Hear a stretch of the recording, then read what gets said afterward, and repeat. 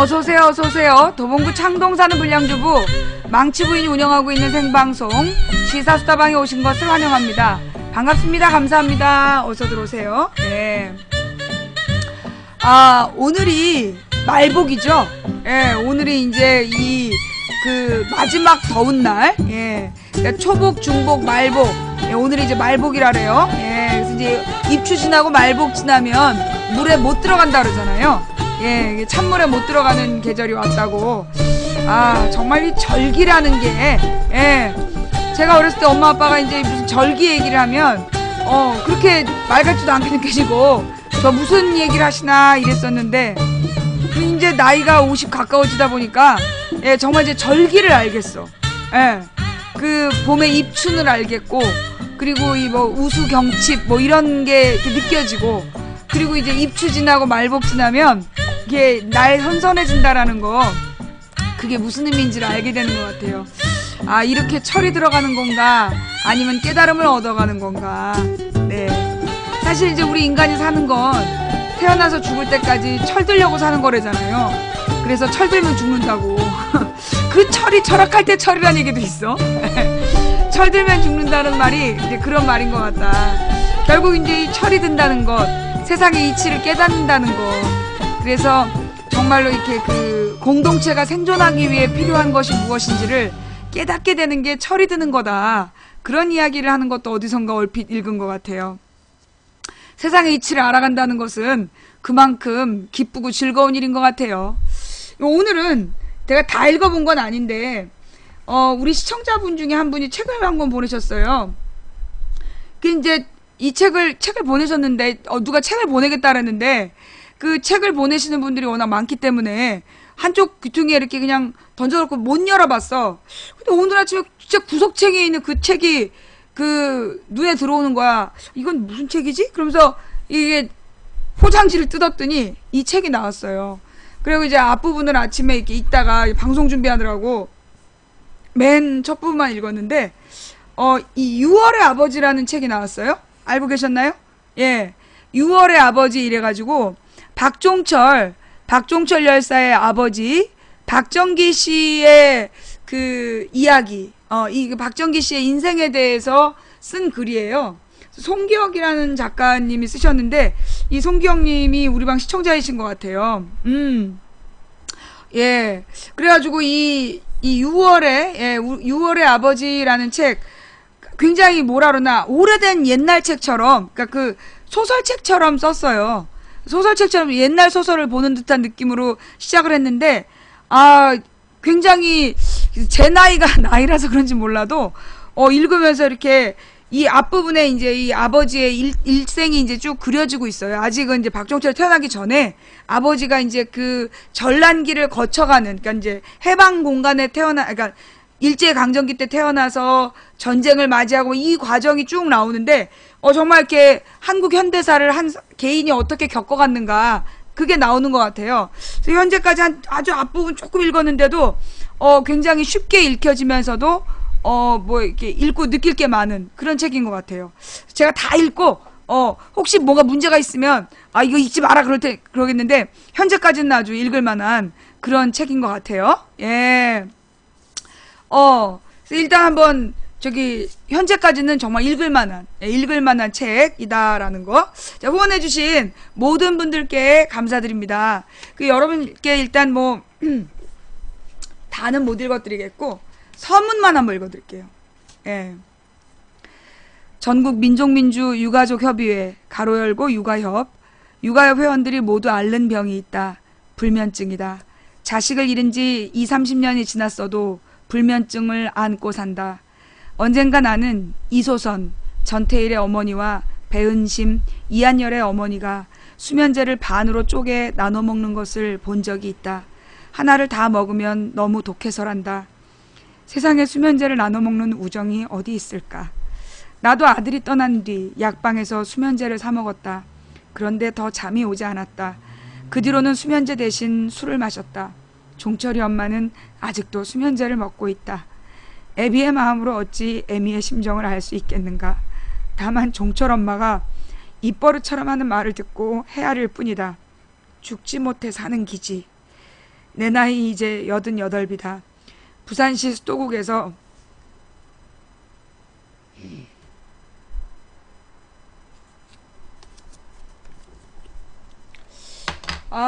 또 하품을 했더니만 눈이 또 어른 늙어서 그래. 노안인가봐.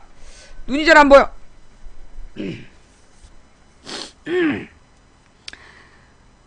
내 나이 이제 88이다. 부산시 수도국에서 36년을 일하고 정년 퇴임을 앞둔 1987년 나는 아들을 잃었다. 그땐 60살이었다. 이제와 삶을 돌이켜보니 회한이 없을 수 없다. 맨 먼저 떠오르는 건 내 아들 철이다. 철이는 아직 세상을 떠나지 않았다. 이소선 어머니도 배은심 어머니도 전태일을 이한열을 떠나 보낸 적이 없다고 말한다. 육아협 회원들도 다 그렇게 말한다. 나는 1987년부터 육아협에서 활동했다. 육아협 회원들은 분신해서 죽고 투신해서 죽고 음독으로 죽고 고문으로 죽고 의문사로 죽은 자식들을 끌어안고 사는 부모들이다. 이들은 꿈에서라도 자식이 나타나기를 지금도 기다리고 있다. 나도 꿈속에서 철이를 만날 때가 가장 행복한 순간이다. 1987년 이전 나는 사회에 관심이 많은 눈이 잘 안 보이네. 노안이라 이래 노안. 1987년 이전 나는 사회에 관심이 많은 사람이 아니었다. 우리 또래들이 그렇듯 유교 교육을 받고 자랐다. 공무원 신분이었기 때문에 몸가짐이 더 조심스러웠다. 내 가족의 평안함이 우선이었다. 나는 18배 어머니와 여동생을 동시에 잃은 뒤 가족에 대한 애착이 컸다. 그런데 철이가 고문으로 내 곁을 떠난 뒤 세상은 달리 다가왔고 달리 보였다. 처음엔 왜 하필이면 내냐? 왜 하필이면 내한테 불행이 닥쳐오나? 하는 심정이었다. 이게 나의 운명이라 생각했다. 운명으로 받아들였다. 아들은 나에게 새로운 세상으로 건너가는 다리를 놓아주었다. 나는 고문 없는 세상, 민주주의와 인권이 살아있는 세상을 만드는데 일평생을 바쳐야겠다고 다짐했다. 나는 우리나라의 인권 상황이 나아지는 것을 볼 때가 제일 좋다. 아들의 죽음은 국민들의 항쟁을 불러일으켰다. 종철이 추도식 때 거리에서 시위가 벌어졌다. 그때 시민들이 들고 있는 펼친막의 글귀를 보고 나는 멍하니 그 자리에 멈춰섰다. 임진강에서 철이의 유해를 뿌릴 때 내가 했던 말이 적혀 있었다. 철아, 잘 가그레이. 이 아버지는 아무 할 말이 없대이. 그 순간 6월의 거리에 서서 하염없이 울었다. 나는 그날 늙은 투사의 심정으로 거리에서 싸웠다. 육아협의 어머니 아버지들도 모두 늦깎이 투사들이었다. 몇 해 전 여러 차례에 걸쳐 희망버스를 타고 부산의 한진중공업으로 향했다. 처음 희망버스를 탔을 때는 제7회 박종철 인권상 상패를 김진숙에게 전달하기 위해서였다. 1987년 박종철을 기억하며 전국에서 시민들이 거리로 쏟아져 나왔듯 희망버스를 타고 시민들이 부산으로 달려갔다. 김진숙을 타워크레인에서 내려오게 한 것은 그 물결이었다. 이제와 지난 이야기를 꺼낸 것은 그 시절의 저항과 연대의 이야기를 다음 세대에게 들려주는 게 내 인생에 남은 몫이기 때문이다. 역사는 몇 명이 죽었고 누가 어떻게 죽었는지에 대해 글로 기록하지만 나와 당신 그리고 우리는 그것을 가슴에 담았으면 한다. 나는 민주화운동의 여정에서 몸과 마음이 지치면 아들의 영정이 머무는 부산 성전함을 찾았다. 성전함에 가면 불경을 읽고 부처 앞에 엎드려 절하며 삶을 돌이켜보곤 했다. 그곳에서 읽은 부처가 남긴 말 중 특히 이 구절을 좋아했다.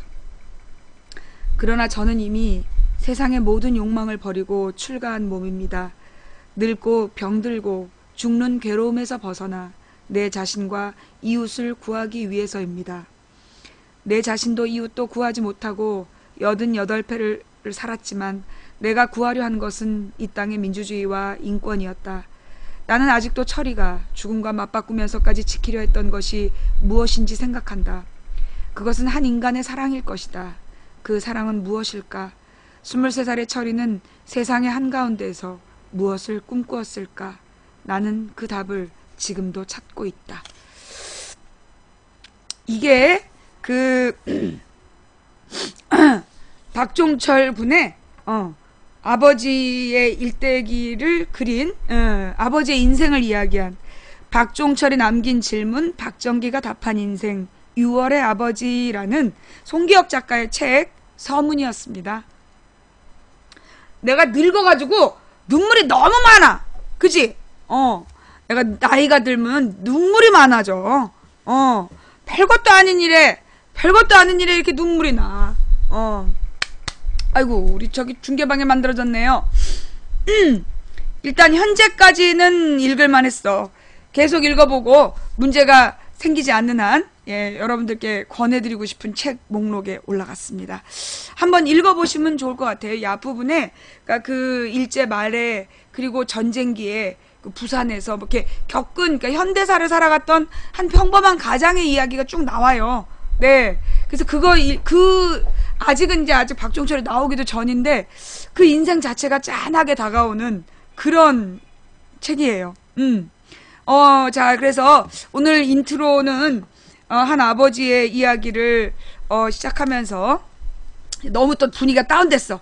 분위기가 너무 다운됐기 때문에 조금 분위기를 업시키고 갈게요. 업이 될까?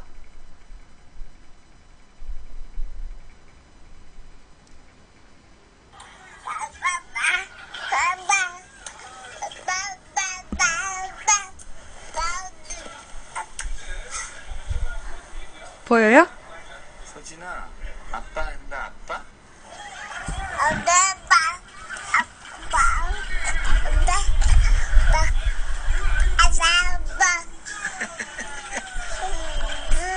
아빠?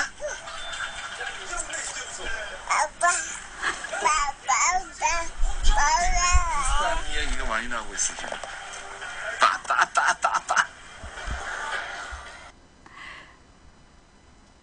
제 혼이 빠질만 하죠? 예.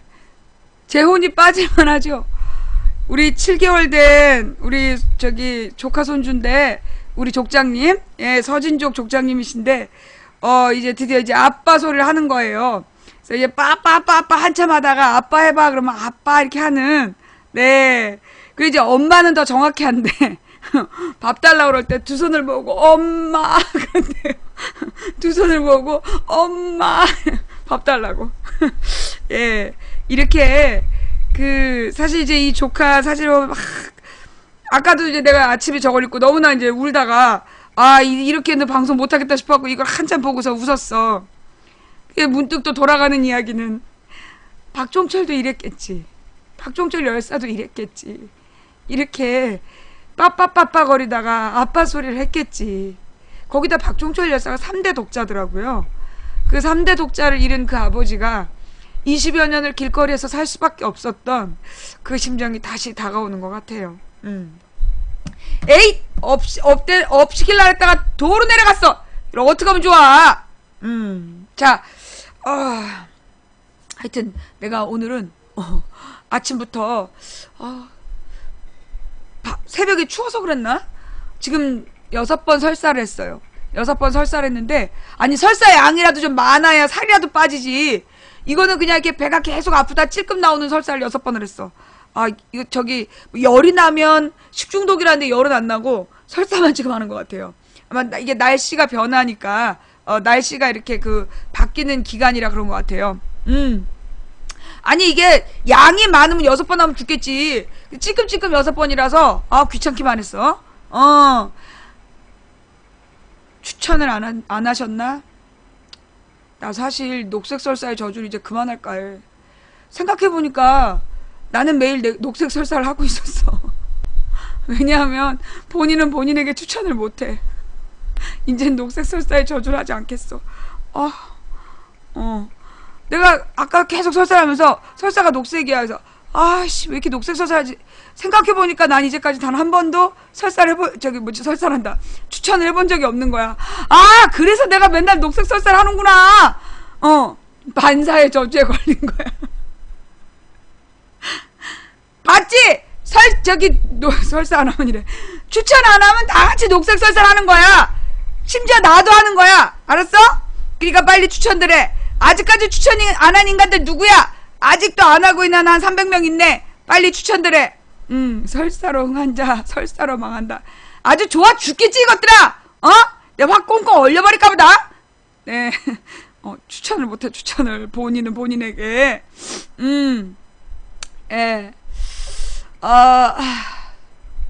원래 저주받는 사람이 안 받으면 반송돼 오는 법이죠. 그래? 그럼 너 이제까지 추천 안 하고 녹색 설사도 안 했다는 거야? 너 같은 애는 녹색 설사보다 더한 채팅 금지의 저주를 받을지어다. 후원해주신 모든 분들께 감사드립니다.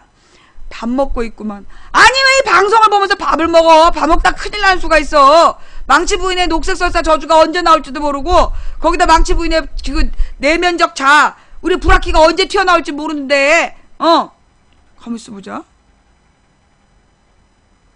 뭔가 지금 그 저기 모바일에 이상한 일이 벌어지고 있어. 뭐냐면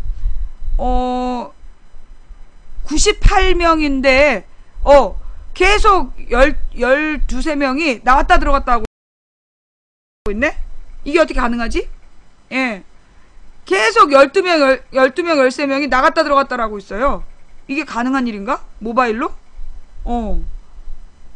숫자가 늘었다 줄었다 늘었다 줄었다. 아니 그니까 1011 갑자기 1000 다시 1012 그러다 1007 이렇게 숫자가 계속 994 1010 이게 왔다 갔다 해. 모바일이 그렇게 아니 그니까 이게 동시에 그만큼 들어와야 된다는 얘기잖아. 한 1, 2초 단위로 동시에 열 몇 명이 나왔다 들어갔다 그러는 건가요? 본방 들어오려고. 그러니까 그 퀵뷰 있는 누군가가 이렇게 동시에 막 들어오려고 그러나 봐. 예, 본방 입장. 본방 입장 하려고 막 이런 현상이 나타나요? 처음 보는 현상이라 주의 깊게 안 봤던 거라. 네. 본방에 지금 저기 PC는 컴퓨터로 보는 사람은 676명이고 그 다음에 이제 모바일로 보는 사람이 1012명, 11명에서 990, 그러니까 1000명으로 왔다 갔다 해. 지금 12명의 숫자가 계속 왔다 갔다 하고 있어요. 그리고 지금 이쪽 중계방에는 컴퓨터 시청자가 9명, 모바일 시청자가 92명, 이렇게 보고 있네요. 네. 일단 시작한 지 얼마 안 돼서, 그렇구나. 그래요. 이 프랭카드, 왜 자꾸, 우리 어렸을 때 프랭카드를 PC라고 불렀거든. 컴퓨터로 보시는 분들, 네, 중계방으로 이동하시면, 안정적으로 보실 수 있습니다. 그리고요, 여러분들 이제 이 아프리카 방송을 보실 때, 뭐 버퍼가 있거나 튕길 때가 있어요. 물론 이제 전화가 온다든가 이러면 당연히 튕기는 거고, 그 다음에 이제 가끔 여러분 보니까 이 아프리카에 오류가 날 때가 있나 봐. 방송 잘 보고 있는데 튕기는 경우. 그거 왜 그러냐면 이제 꽉 차 있을 때, 인원이 꽉 차 있을 때 퀵뷰 가진 사람들이 밀고 들어온다든가 이러면, 그리고 이제 여러분이 보고 계시는 곳에 네트워크 환경이 약하면 튕겨 나가는 거예요. 예, 튕겨 나갈 수가 있어. 근데 그럴 때 강퇴됐다는 표현이 나올 때가 있대요. 그러니까 이렇게 만약에 튕기면서 강퇴됐다라고 나오시면, 그리고 여러분이 채팅도 안 하고 있는데 강퇴됐다고 나오면 그거를 이렇게 바로 그 화면을 캡처를 하세요. 바로 이제 강퇴됐다는 화면을 캡처를 해서 보내주시면 제가 아프리카 기술진 쪽으로 이런 오류가 있다 좀 잡아달라 이렇게 보낼 때 그 증거 자료가 되니까 그래서 그리고 블랙리스트가 아닌데 블랙리스트에 걸렸다거나 강퇴가 되지 않았는데 강퇴됐다라고 나오는 경우가 있어요. 그럴 때는 꼭 그 캡처를 떠가지고 그거를 저한테 텔레그램으로 보내주시면 제가 그걸 전달할게요. 네.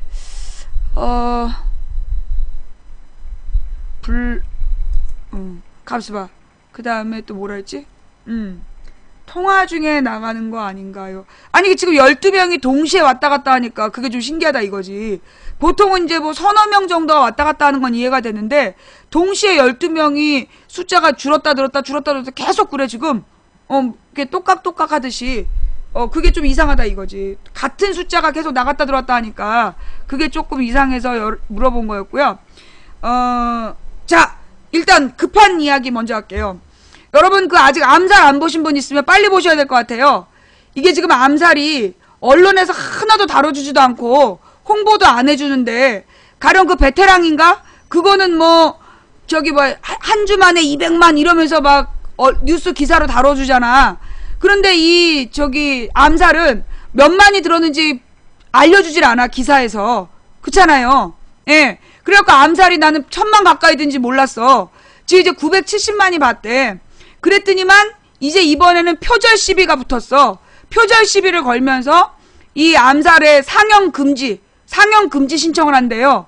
그래서 내일 오후에 13일 내일 오후에 요 상영 금지 가처분 신청에 대해서 재판이 있대요. 근데 지금 여러분도 알다시피 판사들 상당수가 친일파 후손이잖아. 그리고 친일파들한테 돈 받고 있고. 그러니 이 재판부에서 잘하면 이게 거의 표절 논란이 지금 있는 상황에서 요 암살을 상영 금지를 시킬 것 같아요. 근데 이제 표절 주장을 하는 작가의 주장은 뭐냐면 뭐가 똑같다더라? 결혼식장에서 죽이는 장면이 일왕 생일 파티 연회장에서 죽이는 장면이랑 비슷하고, 그 다음에 여주인공의 캐릭터가 비슷하다는데, 소설 속의 여주인공은 뭐 이렇게 독립자금, 군자금 전달하고 그 다음에 사무실에서 일하고 그런 역할이라며. 근데 여기 이 암살의 여자 주인공은 저격수잖아. 근데 이제 맨 마지막에 김구와 김원봉이 술 마시는 장면도 자기 작품을 표절했다, 이런 얘기를 한다는 거야. 우리가 들어본 적도 없는 책을, 들어본 적도 없는 책 얘기를 가지고 지금 표절 시비를 걸었어. 이게 결국은요, 결국은 내가 볼 때 이거, 우리가 이 사회 구조를 알잖아. 이 사회가 지금 친일파들이 잡고 있기 때문에, 특히나 이제 이 판사들의 상당수가 친일파잖아요. 판사들의 지금 상당수, 거의 3분의 2 가까이가 친일 사관을 가지고 있는 사람들이기 때문에, 이번에 이 암살 상영금지 가처분 신청이 받아들여질 것 같아.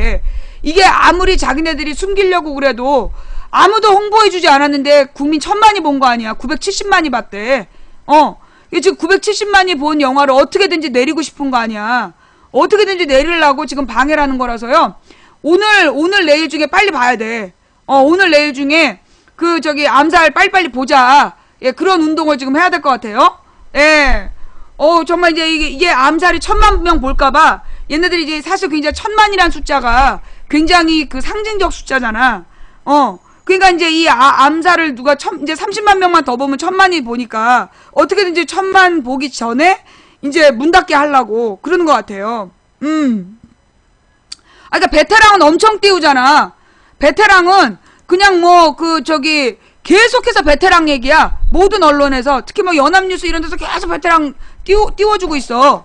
종편도 그렇고. 베테랑은 엄청 띄워주면서 암살은 보도를 잘 안 해. 근데 이 암살이 사실 그렇잖아요. 옛날에 왕의 남자 이런 거는 매일매일 몇만이 봤다 그렇게 체크를 해줬어. 근데 이 암살은 700만 넘었다라는 얘기까지, 600만 넘었다는 얘기는 들었고, 지금 1000만 가까이 본지 몰랐어. 그들이 안 보는 줄 알았다니까? 근데 알고 보니까 지금 벌써 1000만이 내일 모레, 그러니까 거의 1000만 가까이 본 거야. 970만. 그러니까 이제 이 970만 정도에서 1000만 못 찍게 하려고. 왜냐면 1000만 명이 넘어간 영화는 계속 이름이 남아있단 말이야. 계속 거론되고 이름이 남아있고 이러니까 어떻게든지 이 암살이 1000만 명 못 넘게 하려고 아주 그냥 작정들을 한 것 같아요. 예.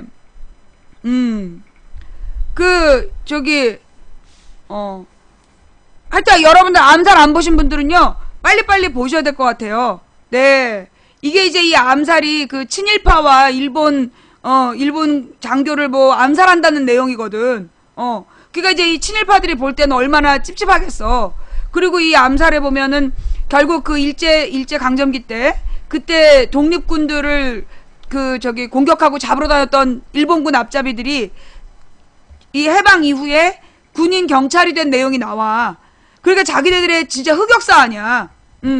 현재 우리나라의 친일파들의 흑역사라서 어떻게든지 못 보게 하려는 것 같아요. 예, 그러니까 이제 빨리 이걸 빨리 알려가지고 이게 내일 오후에 이 상영금지 가처분 신청을 재판을 한다는 거야. 그 판사가 웬만큼 지금 우리나라 사법부에서 정상적인 판사가 3분의 1 정도밖에 안 돼요. 왜냐하면 지금 판사를 계속해서 그 박근혜 정부나 이명박 정부에 동의하는 사람만 판사를 뽑고 있거든. 그래갖고 지금 판사들이 3분의 1 정도만 정상이야. 3분의 2는 친일파란 말이야. 그러니까 이 상영금지 가처분 신청이 받아들여질 가능성이 커요. 지네들의 흑역사니까.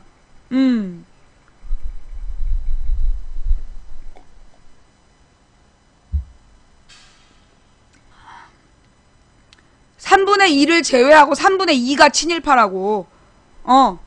그게 왜 친일파라고 얘기하냐면, 이 옛날에 저기 뭐예요. 삼성 장학생이라고 있었어. 삼성 엑스파일. 삼성 엑스파일이라는 게 뭐냐면, 삼성가에서 우리나라의 법조계, 그래서 판사나 검사들한테 용돈을 주면서 관리해온 인맥이 있는 거야. 근데 굉장히 많았던 거야. 고위 공직자뿐만이 아니라 판검사들을 썩게 만든 거예요. 이 삼성에서. 그래서 판검사들한테 뇌물 주고 그 사람들을 지원해주면서 자기 인맥으로 만든 거야. 그래서 재벌 관련 재판은 전부 다 재벌에게 유리한 판결이 내려지고 그랬던 거예요. 그리고 그들이 결국 대형 로펌을 만들고, 그 로펌이 지금 저기잖아, 청와대에 다 들어가 있는 거 아니야. 대형 로펌에서. 재벌이 키운 판검사들이 대형 로펌을 만들고, 그 재벌이 키운 대형 로펌에서 청와대를 장악하고 있고, 그 대형 로펌에 누가 들어오냐? 판검사들이 들어오는 거야.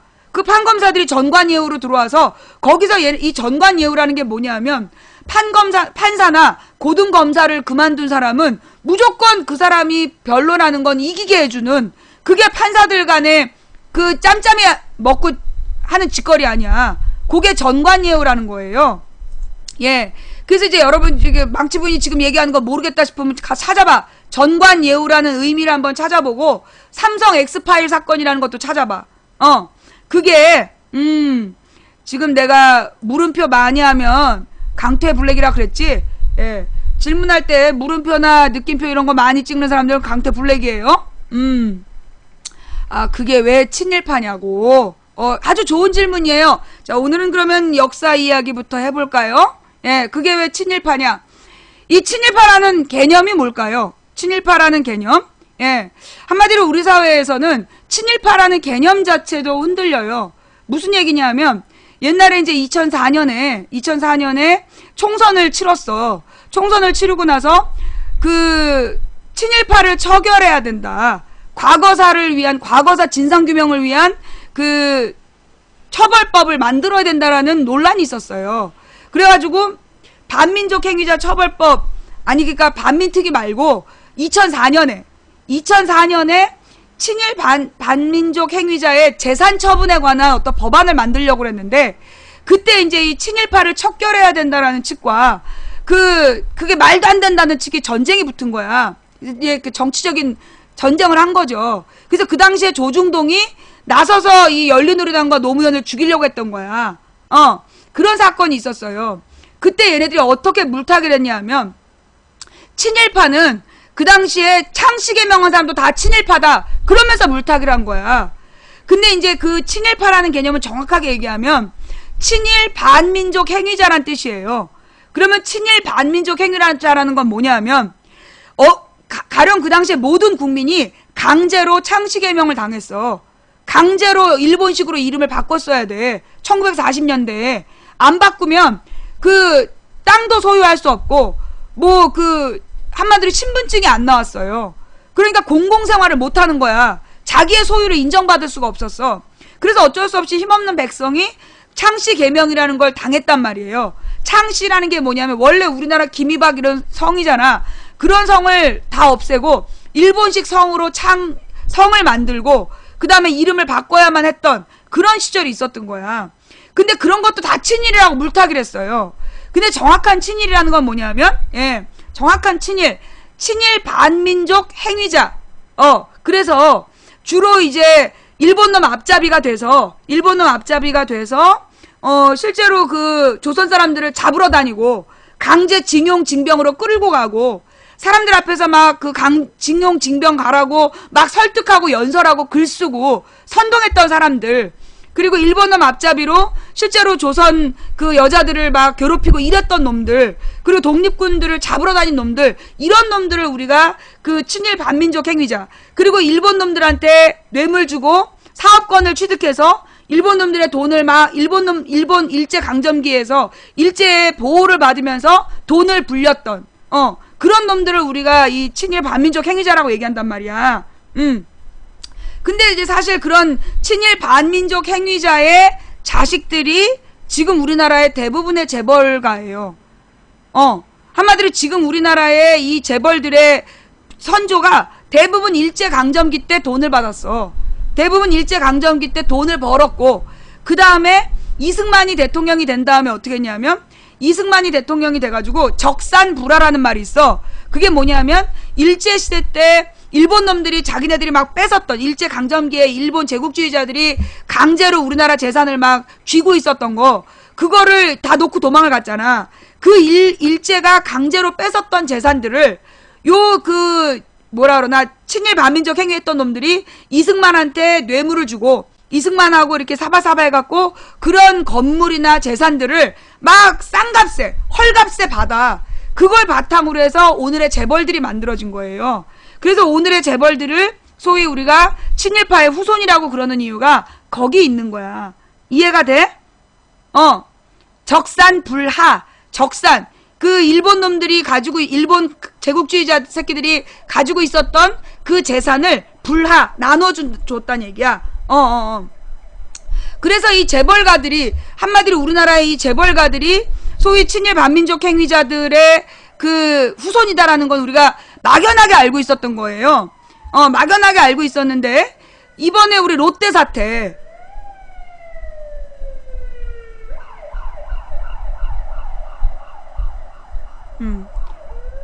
롯데 사태에서 실제로 우리 재벌의 정말 그 민낯이 다 드러난 거 아니야. 한국말도 못하는 새끼들이었다는 거 아니에요. 한국말도 못하는 새끼들이 드러난 거 아니야. 그러면서 이제 사실 얼마나 우리 재벌들이 일본에, 사실 우리 삼성 같은 경우, 우리가 굉장히 삼성 우리나라 거라고 좋아하잖아요. 그죠? 우리나라가 가는 삼성전자 제품 같은 거, 다 우리나라 그 애국하는 마음으로 삼성전자를 쓰잖아. 근데 우리가 전자 물건을 사잖아. 그러면 삼성전자 물건은 30-40% 이상이 일본에 원천 기술료를 내고 있어요. 로열티. 그거 알죠? 우리나라에서 지금 삼성전자에서 그 만드는 가전 제품들이나 이런 것들에 상당히 원천 기술이 일본에서 온 거야. 예. 그래서 일본에다가 로열티 주고 그 물건을 만든 거야. 예. 그거 몰랐어요? 예.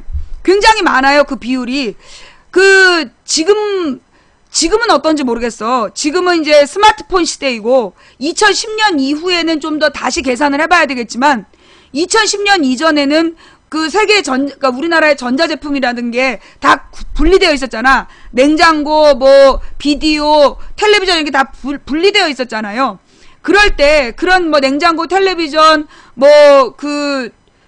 비디오, 카메라 이런 것들이 핵심 기술은 전부 다 일본 기술이었어. 전부 다 일본 기술이었고, 그래서 그 당시에 그 물건을 만들 때 그 물건의 40% 가까이, 33%가 일본의 로열티로 지불된다. 그게 당연한 상식이었어요. 근데 이제 사실 그런 얘기를 벌써 그게 옛날에 2007년까지는 그런 이야기들이 공공연하게 됐었는데, 그게 이명박이 집권한 다음부터는 그런 얘기 입 밖에 못 내게 됐잖아요. 그래서 이제 얘기를 못 하고 있었던 거지. 그러니까 이제 그 LG도 아마 핵심 기술은 일본에서 왔을 수 있겠죠? 예, 근데 LG보다 삼성이 일본의 소니인가 어디에다가 그 기술료를 되게 많이 낸다고 들었어. 지금 자동차는요, 삼성이 자동차 안 만들어요. 지금 SM5, SM3가 그게 삼성에서 만드는 줄 아는 분들 있어. 아니야. SM5, 뭐 QM5, 뭐 SM3 그거 다 한국 거 아니에요. 그거 르노로 넘어갔어. 예.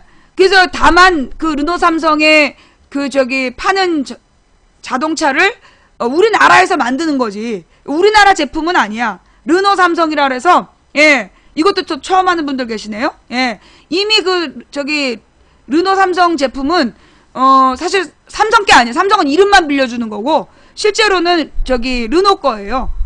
다만 우리나라에서 만드니까 우리나라에 일자리를 만든다. 예, 그 QM이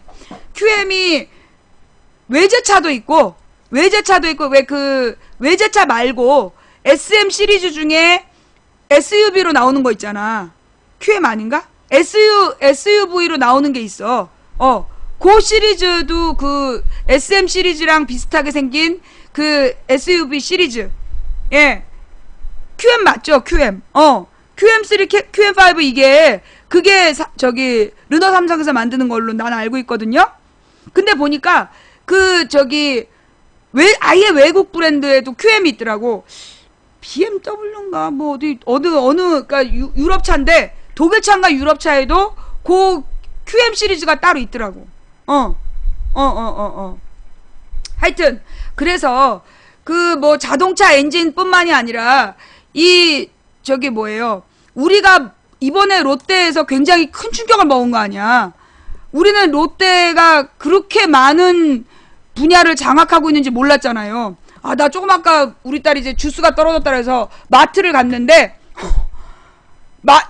이마트를 갔어. 이마트를 갔는데 왜냐면 내가 그 먹는 내 요구르트가 이마트에서만 팔아. 농협에는 없어. 농협에는 물건이 아예 안 들어오는데 이마트는 맨날 그거 4개 값에 8개를 줘. 그러니까 이제 싸게 파는 거 아니야. 농협에도 주면 내가 농협에서 살 텐데 꼭 농협에 없었고 이마트를 간단 말이야. 이마트를 가서 보면 그 이제 주스가 없어갖고 이제 주스를 사려고 갔어. 전부 다 롯데야. 주스 칸이 엄청 큰데 그 중에 롯데가 아닌 게 아침에 주스하고 그 다음에 매일 유업 거밖에 없고 나머진 전부 델몬트와 롯데야. 와, 그래갖고 내가 고르다 보니까 귀퉁이에 그 매일 유업에서 나온 오렌지 주스가 있더라고. 그래가지고 간신히 그거 사가지고 왔다니까. 롯데 안 쓰기 어려워. 예. 그 롯데 아닌 게 없어. 나 진짜 깜짝 놀랐어요, 진짜. 우리나라가 이 정도로 일본 기업에 먹혀 있었구나. 예. 뭐 롯데 하이마트, 농심, 서울 막걸리도 넘어갔어, 롯데로? 그니까 원래 옛날에 이 장수 막걸리가요. 그 뭐라나 중소기업체처럼 원래 우리나라 기본 기업이었잖아. 근데 이게 이명박 때 다 넘어갔어. 이명박 때 우리나라의 자체 브랜드들이요 대기업으로 다 팔려갔어요.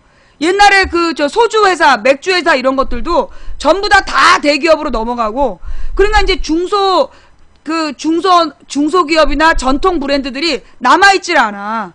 그래서 다 넘어갔는데, 근데 얘기가 요즘에 들려오는 게 있잖아. 순환출자 이야기. 아니 그러면은 그 롯데 신씨 일가가 그렇게 부자예요? 그렇게 부자가 아니야. 그만큼 부자는 아닌데, 그럼 이 많은 자들이 어떻게 다 문어발식으로 이 많은 우리 저기 뭐야 총 50여 개의 기업에다가 발을 뻘쳤을까? 그걸 우리가 알고 있어야 돼. 그게 순환출자라는 건데, 그게 뭐냐 하면 여러분 이제 왜 그 쉽게 얘기하면 부동산을 이제 강남에 13평짜리 아파트가 그 노무현 정부 초기에 그게 13억까지 가요. 13억, 16억까지 가. 13억에서 16억까지 막 올라가. 강남 불패 막 이러면서. 이게 재개발이 되면 50평짜리 아파트가 된다면서 가격대가 16억까지 올라갔어. 그러니까는 이제 그 강남에 있는 13평짜리 아파트를 가지고 그 6, 7억을 융자를 내는 거야. 6, 7억에서 뭐 8억까지도 내. 그 다음에 그 융자를 낸 걸 가지고 가령 2억짜리 집을, 2억짜리 아파트를 사는 거야.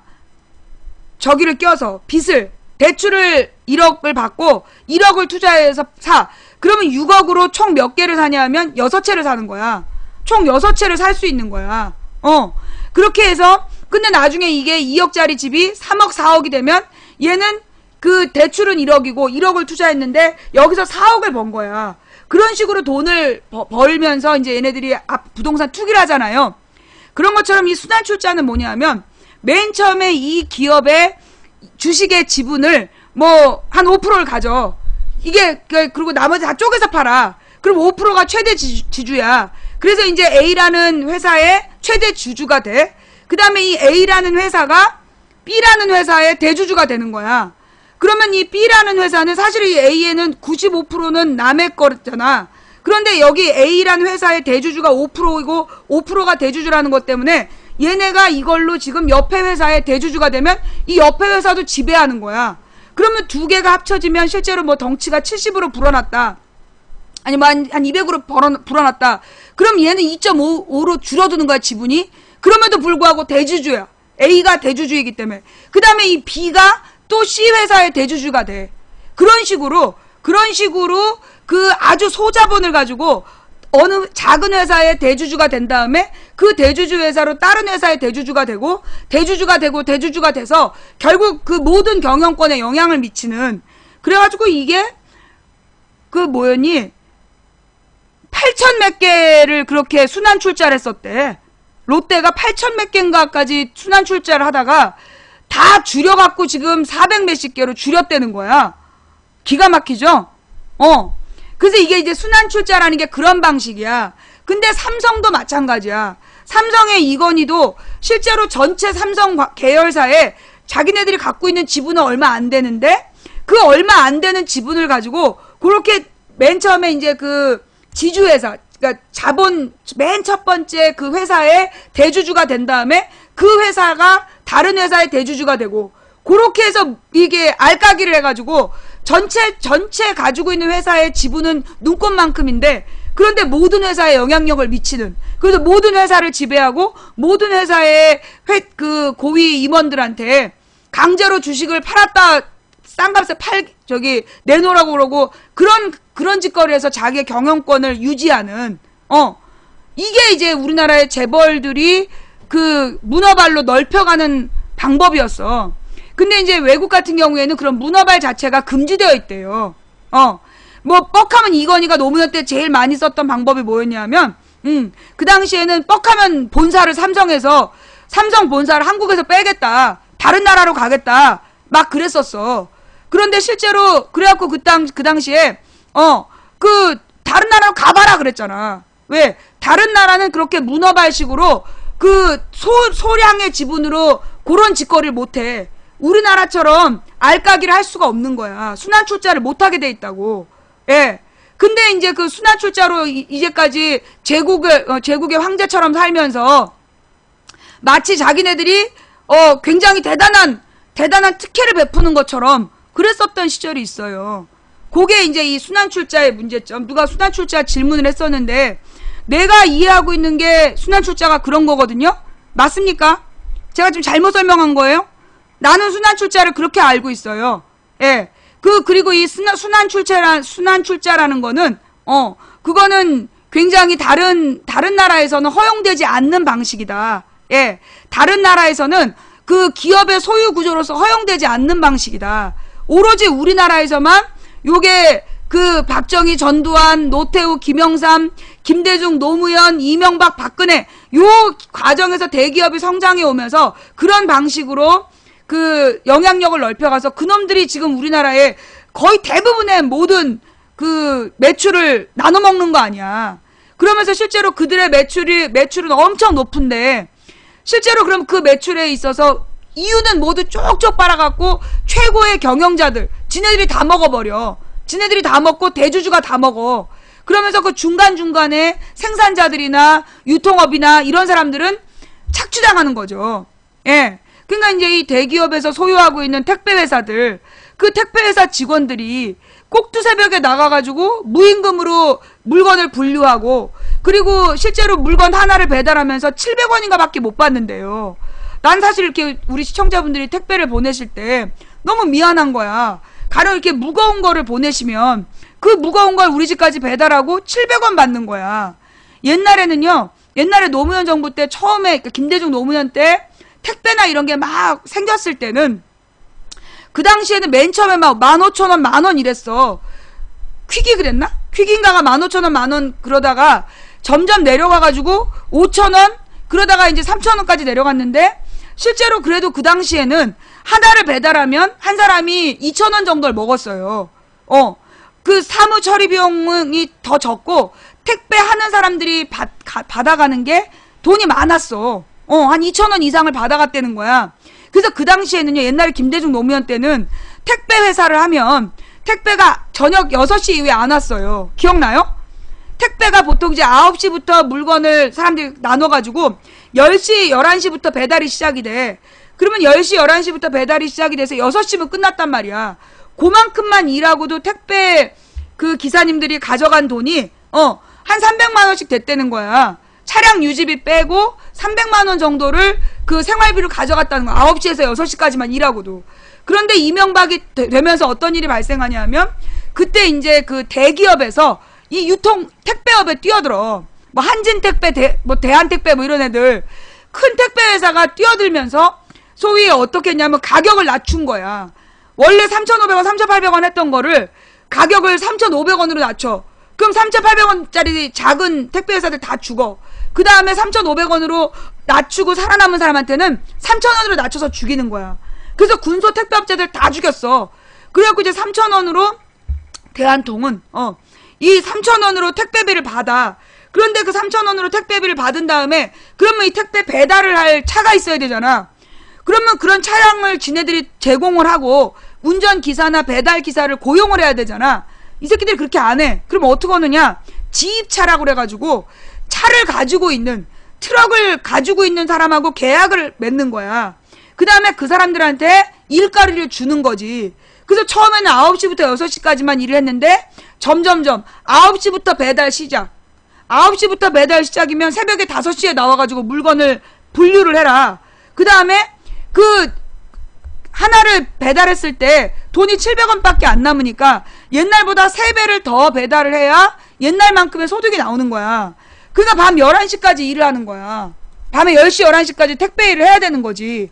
근데 그렇게 해도 3,000원 중에 택배 기사가 받는 돈은 700원밖에 안 돼.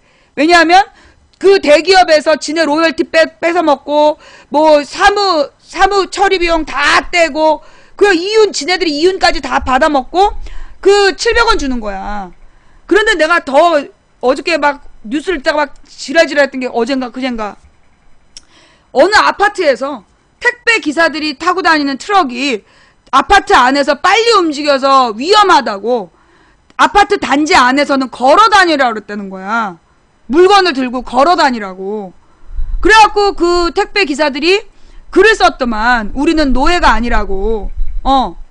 나는 그 아파트가 어딘지 궁금해. 그 아파트가 어딘지. 미친 거 아니냐? 아니 그러면 택배를 시키질 말든가. 그 아파트에서 택배를 시키지를 말든가. 아니면 택배를 시켰으면 경비실에 와서 받아 쳐가든가. 지랄들이야 진짜. 그 뭐예요? 아파트 무슨 이제 그걸 뭐라 그러지? 아파트 입주자 대표? 아파트 입주자 대표들이 되면 무슨 벼슬이야. 그래갖고 쓸데없는 거에 다 시비를 걸어. 쓸데없는 거에 다 시비를 걸면서 특히 힘없는 택배기사들 이런 사람들 괴롭히면서 경비원이나 택배기사 괴롭히면서 정말 지랄들이야 정말. 아니 그 택배기사들이요 사실 그거 하나 옮기고 1,700원 받는데 10집을 돌아야 7,000원 받는 거야. 근데 하루에 얼마나 많이 이동을 할 수 있겠냐고. 얼마나 많이 배달할 수 있겠어. 그래서 그 개고생을 하고 그런데 이 지입차라는 거는요 유지비를 기사가 내야 돼요. 유지비를 기사가 내야 되기 때문에 자동차세, 기름값 다 기사가 돼. 그리고 나면 실제로 이 택배 기사가 꼭두새벽 5시부터 밤 11시까지 일하고 받는 돈이 160만 원 정도밖에 안 된다는 거야. 뭐 미친 것들 아니냐고. 예. 전화요금도 택배 기사들이 내야 되고. 이거 정말 구조가 잘못됐다고 봐. 이게 결국은요, 이게 옛날에 노무현 때까지만 하더라도, 물론 이제 기존은 대기업 위주였어. 기존은 대기업 위주였지만, 그래도 김대중 노무현 때는 규제라는 걸 하려고 그랬어. 그 자영업자들의, 그러니까 그 중소기업이나 자영업자들의 분야를 보존해주는 그래서 가령 두부 공장이라든가 뭐 택배라든가 이런 건 대기업의 진출을 막았던 거야. 대기업의 진출을 금지해 놓은 분야가 정해져 있었어요. 김대중 노무현 때는. 그런데 그걸 이명박이 싹 없애준 거 아니야. 그걸 다 없애줬어. 그러니까 택배 뭐 무슨 소규모 식음료까지 전부 다 대기업이 치고 들어온 거야. 그 다음에 골목시장까지 치고 들어와가지고 사실 골목에도 아니 그 뭐라 그러나 프랜차이즈 아닌 게 없어. 식당 중에 밥집 중에도 프랜차이즈만 살아남는데 실제로 이 프랜차이즈가요 그 주인한테 남는 게 없어. 프랜차이즈 식당들의 문제가 프랜차이즈 로열티 내야 되지. 그 다음에 뻑하면 일정 기간이 지나면 내부 인테리어를 바꾸라고 그래. 그러면서 내부 인테리어를 바꾸는 비용도 이 지점장이 내야 되는 거야. 근데 그 매장 인테리어 비용이 실제로 실제 가격이 3, 4천밖에 안 3억씩 내라 그러는 거야. 그러면 이 3년에 한 번씩 인테리어를 바꾸고 3억을 내라 그러면 실제로 1년에 1억씩을 모아야 된다는 얘긴데 그럼 한 달에 1,000만 원 이상이 남아야 되잖아. 이윤으로. 그런데 그걸 운영을 해봤자 그 식당 운영해봤자 한 달에 1,000만 원 못 벌어. 한 달에 1,000만 원을 못 버는 거야. 그런데 3년에 한 번씩 인테리어를 바꾸면서 3억을 내라 그러는 거예요. 그러니까 어떻게? 그래서 3년 만에 털고 나가는 거야. 그래서 그 뭐라 그러나 퇴직금 같은 거 프랜차이즈 업체에다가 프랜차이즈 하나 해보겠다. 그러면서 퇴직금 전부 다 몰아놓고 했다가 3년 만에 전 재산 털리고 나가는 거야. 퇴직금 털리고 나가고. 그래서 이 프랜차이즈가 참 나쁜 체제예요. 그러니까 어떻게 보면 이 그 프랜차이즈 이용하지 않기 운동도 어쩌면 해야 돼. 그래서 사실은 진짜 우리 사회에 필요한 게 뭐냐면 조합운동이라는 거야. 소비자 조합. 그래서 이 소비자가 뭐라 그러나 이 소비자들이 이런 중소기업을 살리기 운동, 중소기업 제품, 그 다음에 전통 브랜드, 그 다음에 골목시장 이런 걸 지켜주려는 노력들을 해야 돼. 그래야 우리 경제가 살아남는다고. 근데 지금 같은 경우에는 완전히 대기업이 다 장악을 해가지고 실제로 서민들은 다 망하는 거야. 이 서민들이 망하고 나면 문제가 뭐냐? 이 사회적인 안전망이 무너지는 거예요. 사회 안전망이 무너지는 거야. 평생 열심히 노력해 왔는데 가령 이제 어저께도 이제 우리 아는 사람이 이제 어떤 젊은이가 자살을 할까봐 막 걱정을 하는 거야. 왜 그러냐 했더니 오랫동안 알고 있었던 학생인데 이 아이가 정말 열심히 노력해가지고 이제 어느 큰 병원에 이제 들어간 거야. 의료인으로. 그러니까 간호사로 들어간 거야. 일이 너무 고되고 월급은 제대로 안 주고 그러니까 얘가 과로를 해갖고 거길 나온 거야. 나와서 작은 병원에 들어갔는데 그 작은 병원은 작은 병원대로 너무 괴롭히는 거야. 그리고 그 병원 자체가 또 문제도 많고. 그러니까 이 아이가 얼마나 노력해서 공부했으면 그런 큰 병원의 간호사가 됐겠어. 그렇게 열심히 고생을 해가지고 큰 병원에 들어갔는데 그 임금은 적고 거기다가 계약직이고 그러면서 이 계약직 의료인으로 돌면서 너무나 이렇게 생활이 안 좋은 거야. 그러니까 자기는 굉장히 쓸모없는 인간이구나라는 생각을 해가지고 이 아이가 막 자살할 결심을 했다는 거야. 그러니까 그걸 듣고 들은 사람이 너무나 걱정이 돼갖고 그 부모를 찾으러 다니면서 그 애가 위험하다고 그걸 또 내가 어저께 봤잖아. 근데 이제 요즘에 그런 사람들이 되게 많아요. 그러니까 실제로 특히 이 의료 계약직 그러니까 이제 우리 학생들을 부모들이 간호학과를 간다든가 보건학과를 간다 그러면 얘는 이제 앞으로 간호사 돼서 먹고 사는 건 걱정 없겠구나 이런 생각을 했잖아. 그런데 요즘에 병원들이 전부 다 정식 직원으로 뽑는 게 아니라 전부 계약직으로 뽑는다고. 계약직으로 뽑아가지고 몸이 안 좋다거나 휴가를 낸다든가 이러면 근데 이 병원 업무가요 사실 진짜 막노동이야. 왜냐하면 그 아픈 환자들을 소수의 인원이 굉장히 오랜 시간 돌봐야 돼. 그러니까 간호사들 보면 옷도 제대로 못 갈아입는단 말이야. 근데 이 사람들이 대부분이 계약직이기 때문에 월급도 적어. 월급도 적은데다가 3교대로 돌아가다 보니까 뭐라 그러나 야간 이렇게 근무하고 이러면 생체 리듬이 깨져가지고 간호사들이 이 뭐라 그러나 월경이 되게 주기적이지 않고 건강이 다 나빠진단 말이야. 그런 일들을 계약직으로 쓰는 거야. 계약직으로. 그리고 조금만 부족하면 조금만 뭐 자기네들이 원하는 시간대를 뭐 바꿔달라고 그런다든가 그러면 근무 태만이다 이래가지고서는 재계약 때 불이익을 주고 이러는 거야. 근데 사실 그 간호학과에 들어가려고 애들이 얼마나 공부했겠어. 중고등학교 때. 그 중고등학교 때 정말 눈 빠지게 공부해가지고 들어간 애들 아니야. 그 다음에 학교 일선도 지금 마찬가지예요. 학교에서도 정말 선생님이 되게 지금 가장 공부 잘하는 애들이 선생님 되는 거야. 교직 이수하고 임용고시까지 합격을 해. 그런데 임용고시까지 합격한 애들을 정규직 교사로 뽑질 않는 거야. 비정규직 교사로 쓰는 거야. 그래서 조금만 올바른 얘기하고 사회 공부를 제대로 가르치면 잘리는 거야. 그래갖고 지금 일선 학교의 사회교사들이 정상적인 사람들이 남아있질 않은 거예요. 문제는 그러다 보니까 요 몇 년 전에 우리 동네 학교에 한 선생님이 수업 시간에 난동을 피운 거야. 어떤 여자 선생님이 막 애들을 두들겨 패면서 난동을 피웠어. 애들한테 막 소리를 지르면서 막 다 때려부시고 막 그런 거야. 미친 거야.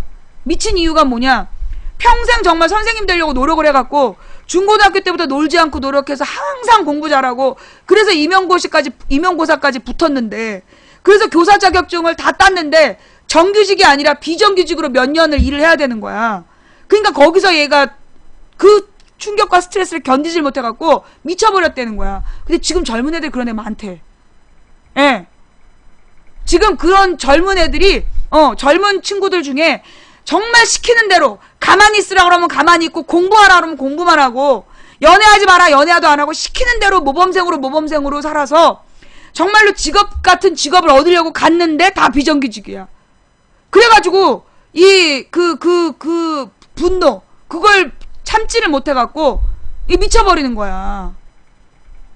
이렇게 참혹한 상황이 된 거예요. 그냥 자살해? 그래. 네가 한번 모범을 보여봐. 이게 지금 이 비정규직을 합법화한 이 제도, 이 비정규직을 합법화한 제도가 언제 만들어진 거냐면 저기 때 만들어진 거야. 김영삼 때. 김영삼 마지막 때 노동법을 개혁을 해요. 원래 우리나라 법에는 함부로 노동자를 해고할 수가 없었어. 원래 우리나라 법에는 노동자를 이유 없이 해고할 수가 없었던 거야. 그래갖고 이 김영삼이 IMF를 불러들인 다음에 김영삼 마지막 시간에 한두 달 남겨놓고 마지막 달인가 하여튼 노동법을 국회에서 날치기로 통과를 해버려. 그게 뭐냐면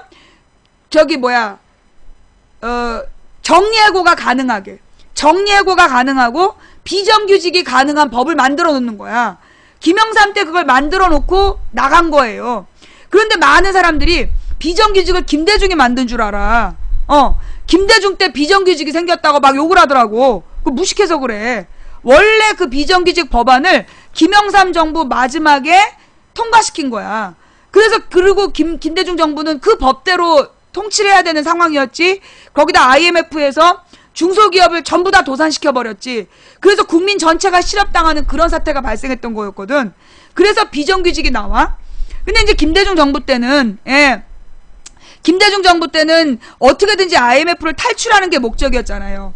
그래서 IMF를 탈출하기 위해서 그 금모으기 같은 걸 해가지고 그 단기간 안에 달러를 만들어서 IMF 빚을 갚아버렸단 말이야. 그래서 IMF가 더 이상 우리나라 구조조정을 주장하지 못하고 나가게 돼. 그 다음에 이제 복구하는 게 3년이 걸려. 그래서 이 김영삼 이전으로, 그러니까 IMF 이전으로 김대중 대통령이 만들어 놓고 김영삼이 우리나라 그 1인당 국민소득 $10,000 됐다고 OECD 가입한다고 지랄 연병을 떨고 그러면서 달러 막 돌리다가 외국에서 야 너 이거 갚아 그랬는데 그때 빌릴 돈이 없어가지고 IMF에서 아무 생각 없이 돈 빌려다가 낸 거야. 그런데 IMF에서 정말 빌리는 거지. 그래서 딱 빌렸는데 이게 IMF가 국제사채업자야. 이것들이 자기네 달러를 빌려주면 우리나라 경제정책 전체를 자기네들이 담보로 받는 거야. 그래서 우리나라 중소기업들을 다 죽여. 다 죽이고 그 대기업의 지분만 알짜배기 금융 지분이라든가 이런 것들을 지네가 먹고 그 중소기업에서 일자리를 많이 창출했던 그런 일자리들은 싹 없애버리고 그래서 재기불능의 상태로 만들어버린 거야 IMF가. 그래서 원래 IMF 체제로 들어갔던 나라 중에 회복하는 나라가 없는 거예요. 그 IMF가 한번 휩쓸고 지나가면 그 나라는 망하는 거야. 다시 재기한 나라가 없는 거야. 유일하게 재기한 게 우리나라였어요. 그래서 그 IMF 총재가 자기 자서전에다가 김대중을 쓴 거야. 김대중에 대해서 자기 그 뭐라나 자영업 그 뭐라 그래 자서전 자기 자서전에 이 그 IMF 체제를 이렇게 빨리 극복한 사례는 역사상 없었다. 이게 김대중의 그 선명한 경제 리더십 덕분이었다라고 그걸 갖다가 기록을 해놓은 거예요. 근데 우리나라는 그 얘기에 대해서 우리나라 언론이 보도했어 안 했어? 안 했어. 그래서 나중에 알았어. 나중에 노무현 정부 끝나고 나서 알았어요. IMF 총재가 자서전에 김대중 덕분에 김대중의 리더십이 IMF 체제를 세계에서 가장 빨리 극복하게 한 사례가 됐고 그리고 IMF 체제 이후에 다시 경제를 재건한 나라가 없다. 그것도 우리가 나중에 알게 된 거야. 그래서 이제 김영삼의 IMF 이전으로 김대중 대통령이 만들어 놓고 그리고 물러나고 노무현 대통령이 됐잖아. 그래서 노무현 대통령이 우리나라 경제 최정점을 찍었어요. 우리나라가 세계 경제에서 가장 부유했던 시점이 노무현 대통령 때야. 서민들이 가장 부유했던 게 노무현 대통령 때고 그 당시 노무현 정부 때 우리나라 전부 선진국이라고 불렀어. 외국에서 해외에서는 그때 노무현 정부를 완전히 선진국으로 분류했어요. 근데 이제 물론 새누리당, 그러니까 한나라당만 자기네들이 선진국이 아니라고 우긴 거였고 실제로 내가 그때 그 얘기를 아프리카 처음 방송에서 하면서 그 얘기를 했더니 막 다들 놀랬었던 이명박의 꿈이 두바이였어. 이명박의 이상향이 두바이인데 그 두바이라는 나라에서 걔네들은 입국을 할 때 라인이 두 가지로 나누어진대요. 그래서 이 사람이 어느 나라 사람이냐에 따라서 후진국 라인하고 선진국 라인을 가르는 거야. 갈라서 쓰게 한다는 거야. 그래가지고 맨 앞에 중국인이 쓰고 그 다음에 일본인이 쓰고 우리나라 사람이 섰대. 내가 아주 아는 가까운 사람이 그 두바이에서 겪은 일이야. 근데 중국인은 후진국 라인으로 가라고 그러더래. 그래서 중국인은 후진국 라인이구나. 근데 그 후진국 라인은 입국 절차가 복잡한 거야. 이 사람이 여기서 불법 체류하지 않나 뭐 이런 것들을 아주 꼼꼼히 따지는.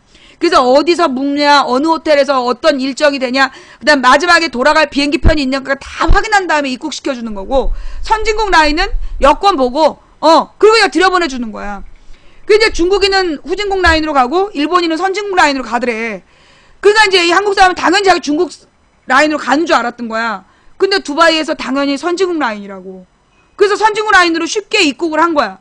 그 얘기를 굉장히 충격을 먹어갖고, 항상 우리나라에서는 우리가 후진국이다 이렇게 이해하고 살았잖아. 그러니까 이 사람도 당연히 우리는 중국보다 못한 나라 이래서 후진국으로 갈 줄 알았는데 일본과 마찬가지로 선진국 라인으로 빼더라. 그게 노무현 때 우리가 겪은 일이에요. 그런데 지금은 얘기가 좀 많이 달라졌어. 지금은 얘기가 많이 달라졌어. 좌우지간 근데 노무현 정부 초기에 2004년 그러니까 2003년 4년 5년 까지만 하더라도 노무현 정부도 사실은 대기업 위주 정책을 폈어요. 2003년 4년에는 분명히 노무현 대통령이 어떤 생각을 가졌냐면 대기업이 성장해야 그 파이가 커진다. 파이가 커져야 나눠 먹을 게 많아진다. 그런 얘기를 공개적으로 했어. 뭐 이 언론 인터뷰에서도 하고 노무현 대통령 초기 기조는 신자유주의였어요. 그래서 대기업 위주 대기업에게 지원을 해서 대기업이 매출을 높이면 그만큼 같이 이제 노동자들도 먹고 살 수 있다고 생각했던 거야. 근데 노무현 대통령이 2005년에 보니까 그때 2005년에 대기업의 10대 기업이 쌓아놓은 영업이윤이 160조야. 160조 원이 쌓여 있는데 노동자들을 김대중 정부 때부터 이제 비정규직으로 고용을 해서 7년 동안 계속 비정규직만 고용을 한 거야.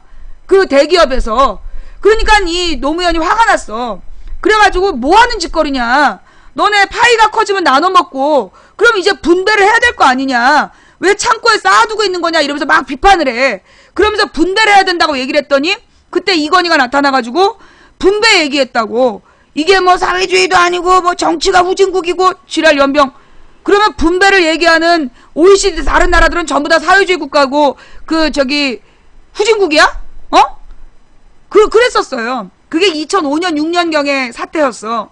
그리고 난 다음에 2006년 2007년에 노무현 대통령이 주장한 게 뭐였냐. 비정규직 법안을 만들어야 된다.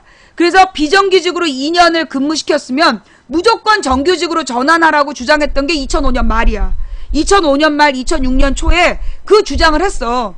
그랬더니만 이 한나라당에서 누가 지랄을 했어. 네가 지랄을 하고 있는 거지. 응. 네가 지금 지랄을 하고 있는 거지. 누가 지랄을 했어. 예. 지가 지랄하면서 우리한테 덮어씌우고 지랄이야. 근데 삼성만이 아니라 우리나라 대기업이 대부분 문제인데 왜 그러면 삼성이 그 큰 비난을 받느냐.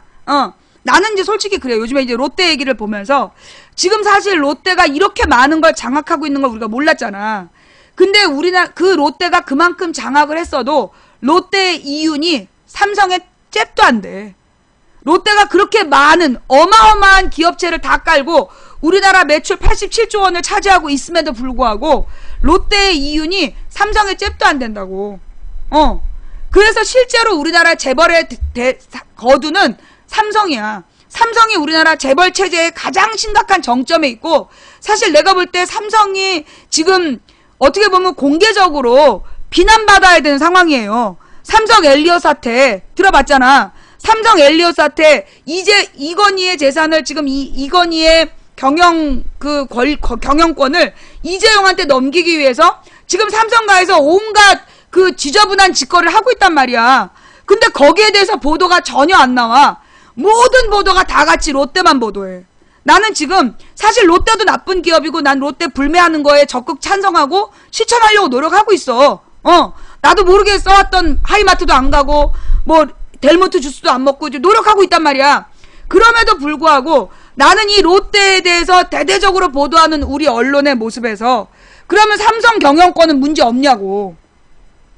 실제로 지금 롯데 경영권의 그 지저분한 방식이 삼성에서 똑같이 진행된 거야. 이미 2006년에 그게 들통이 나서 삼성 경영권이 더러운 방식으로 지금 계속 유지되고 있다. 그런 문제가 있었어. 그래서 그걸 지적했던 그 노회찬이 국회의원 잘리고 그런 일을 지금 겪고 있는 거야. 그 당시에 그걸 폭로할 때 판검사들 그 삼성으로부터 장학금 받아먹었던 판검사 명단 공개했던 사람 그 사람 지금 변호사 개업도 못해. 변호사인데 업무를 아무도 일을 안 줘. 그래서 지금 자기 부인의 빵집에서 그 셔터맨 하고 있어. 그만큼 철저히 망하게 만든 거야. 삼성의 비리를 들통을 냈다고. 그러면서 지금 롯데에 대해서는 다 비난하면서 왜 삼성은 아무 말 안 하냐고. 삼성이 더 나빠. 삼성이 더 나쁘고 더 많은 이윤을 착취하고 있고. 근데 삼성 경영권의 그 비겁한 경영권 확대를 위한 순환 출자 뭐 이런 심각한 문제점에 대해서 왜 언론이 보도하지 않을까? 이게 삼성 장학생들의 장악한 나라라서 그래. 우리나라가 지금 삼성 장학생들이 장악하고 있는 나라라서 그래. 판검사들 중에 삼성에서 장학금 안 받아 처먹은 게 3분의 1밖에 안 된다니까. 대부분 받아 처먹고 그 판검사들 중에 상당수를 소위 그 재벌들을 비호하는 로펌에서 데려가고 그 로펌에서 데려갔다 청와대에 필요하면 일꾼으로 빌려주고 그리고 자빠진 거 아니야. 그리고 그들의 조상은 모두가 친일파이고. 이게 지금 우리 사회야. 그래서 내일 오후에 암살에 대해서 그 상영 불가 가처분 신청에 대해서 우리 대한민국 법원이 만약에 그 판사가 말도 안 된다. 상형금지 가처분 신청을 기각하면 그건 3분의 1 정상적 판사인 거고, 상형금지 처분을 내린다면 그거는 친일파 판사들의 영향력 하에 있는 판사라는 거지. 굉장히 심각한 상황이에요. 이게 지금 얼마나 급했으면 언론에서 암살 몇만인지 아니 여러분 베테랑은 매일 나오잖아 지금. 베테랑 200만 봤다. 매일 나오고 있잖아. 그러니까 얘는 내가 볼 때 이제 베테랑을 띄워서 그 암살 열풍을 가라앉히려는 것 같아. 물론 베테랑이 나쁜 영화는 아니에요. 그러나 베테랑은 몇만이 봤다라고 계속 보도가 나오는데 암살 몇만 봤다는 보도는 없어. 소설 망상 쩐다. 내가 딱 맞았나봐. 예, 내가 이렇게 딱 정확한 얘기를 하면 꼭 소설 쓴다, 망상 쩐다 이러고 나와요. 예, 지금 970만이 봤대. 암살을 970만이 봤는데 그 암살을 970만이 본 지금 상황에서 내일 오후에 그 암살이 표절이라고 주장하는 작가의 주장대로 암살이 표절이라고 주장하면서 내일 오후에 상형금지 가처분 신청에 대한 판결을 내린다는 거야. 암살이 지금 나온 지 얼마나 됐더라? 나도 암살 본 지 얼마 안 됐는데. 하여튼 그 암살이 나온 지 얼마 안 됐지. 3주 안 됐지. 3주 만인가 900만을 쳤어. 지금 970만님 봤다는 거야. 근데 몰랐어. 2주. 지금 암살이 2주차예요? 2주밖에 안 됐어? 그런데 900만이 본 거야? 그러니까 암살이 이번이 세 번째 주죠.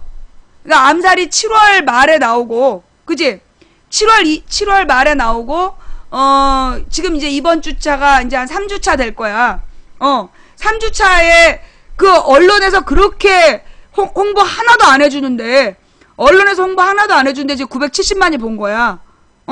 그러자 이제 내일 급기야 이제 상형 금지 가처분 신청이 내린 거야. 왜? 암살을 온 국민이 다 보면 심각하잖아. 왜? 그 암살의 핵심 내용이 뭐예요? 실제로 우리 사회를 움직이고 있는, 그러니까 일제 앞잡이였던 놈이 일본 제국주의 앞잡이였던 놈이 이승만 정부에서 경찰이 되고, 그 경찰이 된 놈이 실제로 반민특위 재판을 할 때 당당하게 막 궤변을 늘어놓으면서 자기는 당당하다고 애국자라고 주장하면서 미제 물건 사고 막 이런 장면들 나오잖아. 우리 현대사의 가장 아픈 장면이 그 영화에 나오는 거예요. 그 장면이 사실은 어떻게 보면 이제까지 이승만이 국부라는 둥, 건국의 아버지라는 둥 지랄 연병한 새끼들한테는 사실 정말 숨기고 싶은 비리거든. 그거 잘 몰랐잖아, 우리. 여러분도 그거 잘 몰랐죠? 그 일본 놈 앞잡이했던, 일본군 앞잡이했던 놈들이 그 일제 물러간 다음에 군인 경찰이 된 거 잘 몰랐잖아. 옛날에 모래시계 비슷한 장면이 나왔어. 모래시계에 보면 그 모래시계에서 그 악랄한 일본군 앞잡이였던 놈이 모래시계였나? 아니다. 모래시계가 여명의 눈동자. 여명의 눈동자에 그런 장면이 나왔어. 악랄한 일본군 앞잡이였던 놈이 한국의 남한의 경찰이 되어 있는 모습이 그 여명의 눈동자에 나왔었어요. 옛날 드라마로 잠깐. 근데 여러분들 아마 모를 거야. 20년 된 드라마라서. 20년 전 드라마라서 모르는 드라마인데 그때 그런 장면이 나왔었지. 근데 그 뒤로 사실 대부분의 드라마는 재벌을 미화하고 재벌의 2세 3세하고 예. 재벌의 2, 3세하고 서민의 딸이 연애하는 드라마를 한 10년 전에 본 거 아니야, 우리가. 그러면서 재벌을 미화하는 그 역사 속에 이 재벌의 뿌리가 친일파였다는 걸 우리가 다 모르고 살아왔다고. 그러다 이번에 암살이라는 영화가 3주간 흥행몰을 하고 있고 언론에서 보도하지 않는데 입소문으로 막 보고 있고 거기다 아주 치사하게 얼마나 스포를 많이 했어. 사실 내가 그냥 그 스포 때문에 암살이 홍보가 됐다고 봐. 나는 그 암살 스포일러 한 놈들 있잖아. 조직적으로 암살에 스포를 했잖아. 근데 그게 도리어 나는 그 스포 보고 암살을 알았어. 난 솔직히 암살에 대해서 몰랐는데 막 스포를 계속 와서 어떤 놈들이 돌아가면서 다른 이름으로 똑같은 스포를 풀더라고. 그래서 저것들은 조직인데 저 종방 네트워크인데 저 새끼들이 왜 스포를 하지? 그래서 내가 관심을 가졌다니까. 근데 우리 조카가 보고 와갖고 너무 재밌다 그래갖고 내가 영화를 보러 간 거 아니야. 근데 극장 트라우마를 내가 극복하고 그러니까 내가 볼 때 그 스포 덕분에 걔네들이 이제 암살의 흥행을 떨어뜨리려고 그 스포를 막 퍼뜨린 거야. 근데 그 스포가 도리어 홍보가 됐고, 그 홍보가, 혼뿔님 왜 나한테 그 뻑큐를 하고 계세요? 그 스포 덕분에, 그 스포 덕분에 사람들이, 관심을 많이 갖게 된 거예요. 이 사람은 왜 안 잡혀가요? 아, 그래서 뻑큐 했구나. 네가 잡혀가야 나도 잡혀가지. 왜 네 얘기를 나한테 하세요? 예. 그리고 내가 잡혀가면 내가 대구에서 출마할까봐 안 잡아가는 것 같아요. 좌우지간. 이거 암살. 얘네들이 암살을 못 보게 하려고 별하별 지랄을 다 하는 것 같아요. 그러니 오늘 내일 중에 다 봐야 된다. 자칫 잘못하면 내일 이후에 상영이 금지될 수 있으니까 빨리 봐야 된다. 예, 널리 알려주시고요. 자, 그래서 암살 이야기 넘어가고. 자, 그 다음 이야기는요. 롯데 이야기 마저 할게요. 지금 여러분 이제 우리 국민들이요. 이 국민연금을 내고 있어요. 국민연금을 의료보험료, 그러니까 나 같은 경우에는 의료보험료를 그러니까 건강보험료를 25만 원을 내고, 그 다음에 국민연금을 12만 원씩을 내고 있어. 내 소득이 1년에 소득이 1,500인가로 잡혀가지고 1,500만 원의 소득을 갖고 있기 때문에 그 25만 원의 저길 내야 되는 거야. 보험료를, 의료보험을. 기가 막히죠? 왜 그러냐 했더니 나는 자영업자로 분류됐기 때문이고, 그 다음에 우리 딸에 대한 공제나 이런 거는 남편이 하는 거야. 남편이 공무원이라서 공제를 조금밖에 안 해주니까 그쪽으로 다 공제를 빼버리고, 나는 혼자서 소득이 1,500만 원인 사람으로 분류를 해가지고 그 보험료를 굉장히 부자인 내 친구보다 내가 많이 내고 있어. 엄청 돈 많은 내 친구보다 내가 훨씬 더 건강보험료 많이 내고 있어. 이게 소득이 2천에서 3천인 사람이 제일 많이 낸대. 보험료를. 세금도 그렇고. 기가 막히죠? 매달 그렇게 내고 있는 거지. 그런데 그러면 국민연금을 내가 10만 원을 내고 있단 말이야. 여러분들은 얼마 내는지 모르겠어요. 자, 그런데 이 국민연금이 옛날에 노무현 대통령 때 어떤 일이 있었냐면, 노무현 정부 시절에, 그러니까 이 국민연금을 만든 건 김대중 대통령이야. 원래 공무원연금이 있었고 개인연금들이 있었는데, 김대중 대통령이 앞으로 바라볼 때 우리나라에 노후 대책이 없다. 지금 출산율은 점점 줄어들고 있고, 여기에서 지금의 이 중장년이 청장년이 늙었을 때 그들이 노후 대책이 없다라면 이게 국가의 불안 요인이 될 것이다. 그래서 국민연금을 김대중 대통령이 만들어요. 그래서 김대중 대통령 때 국민연금을 만들어서 노무현 대통령 때 꽤 재원이 모여졌어. 그랬더니만 근데 노무현 대통령 때 국민연금을 재원이 이제 만들어지니까 이걸 가지고 노무현 정부 초기에 2004년경으로 나는 기억이 나는데, 그때 이제 재정경제부에서 국민연금을 가져다가 투자건설에 쓰겠다. SOC 건설이나 이런 비용으로 쓰겠다 그랬어. 그때 보건복지부 장관이 김금태 장관이었는데, 김금태 장관이 펄펄 뛴 거야. 국민연금은 미래의 국민들의 재산이다. 그걸 왜 니네 주머니 돈처럼 갖다가 막 쓰려고 그러느냐. 그러면서 그때 이현재하고 막 싸웠어요.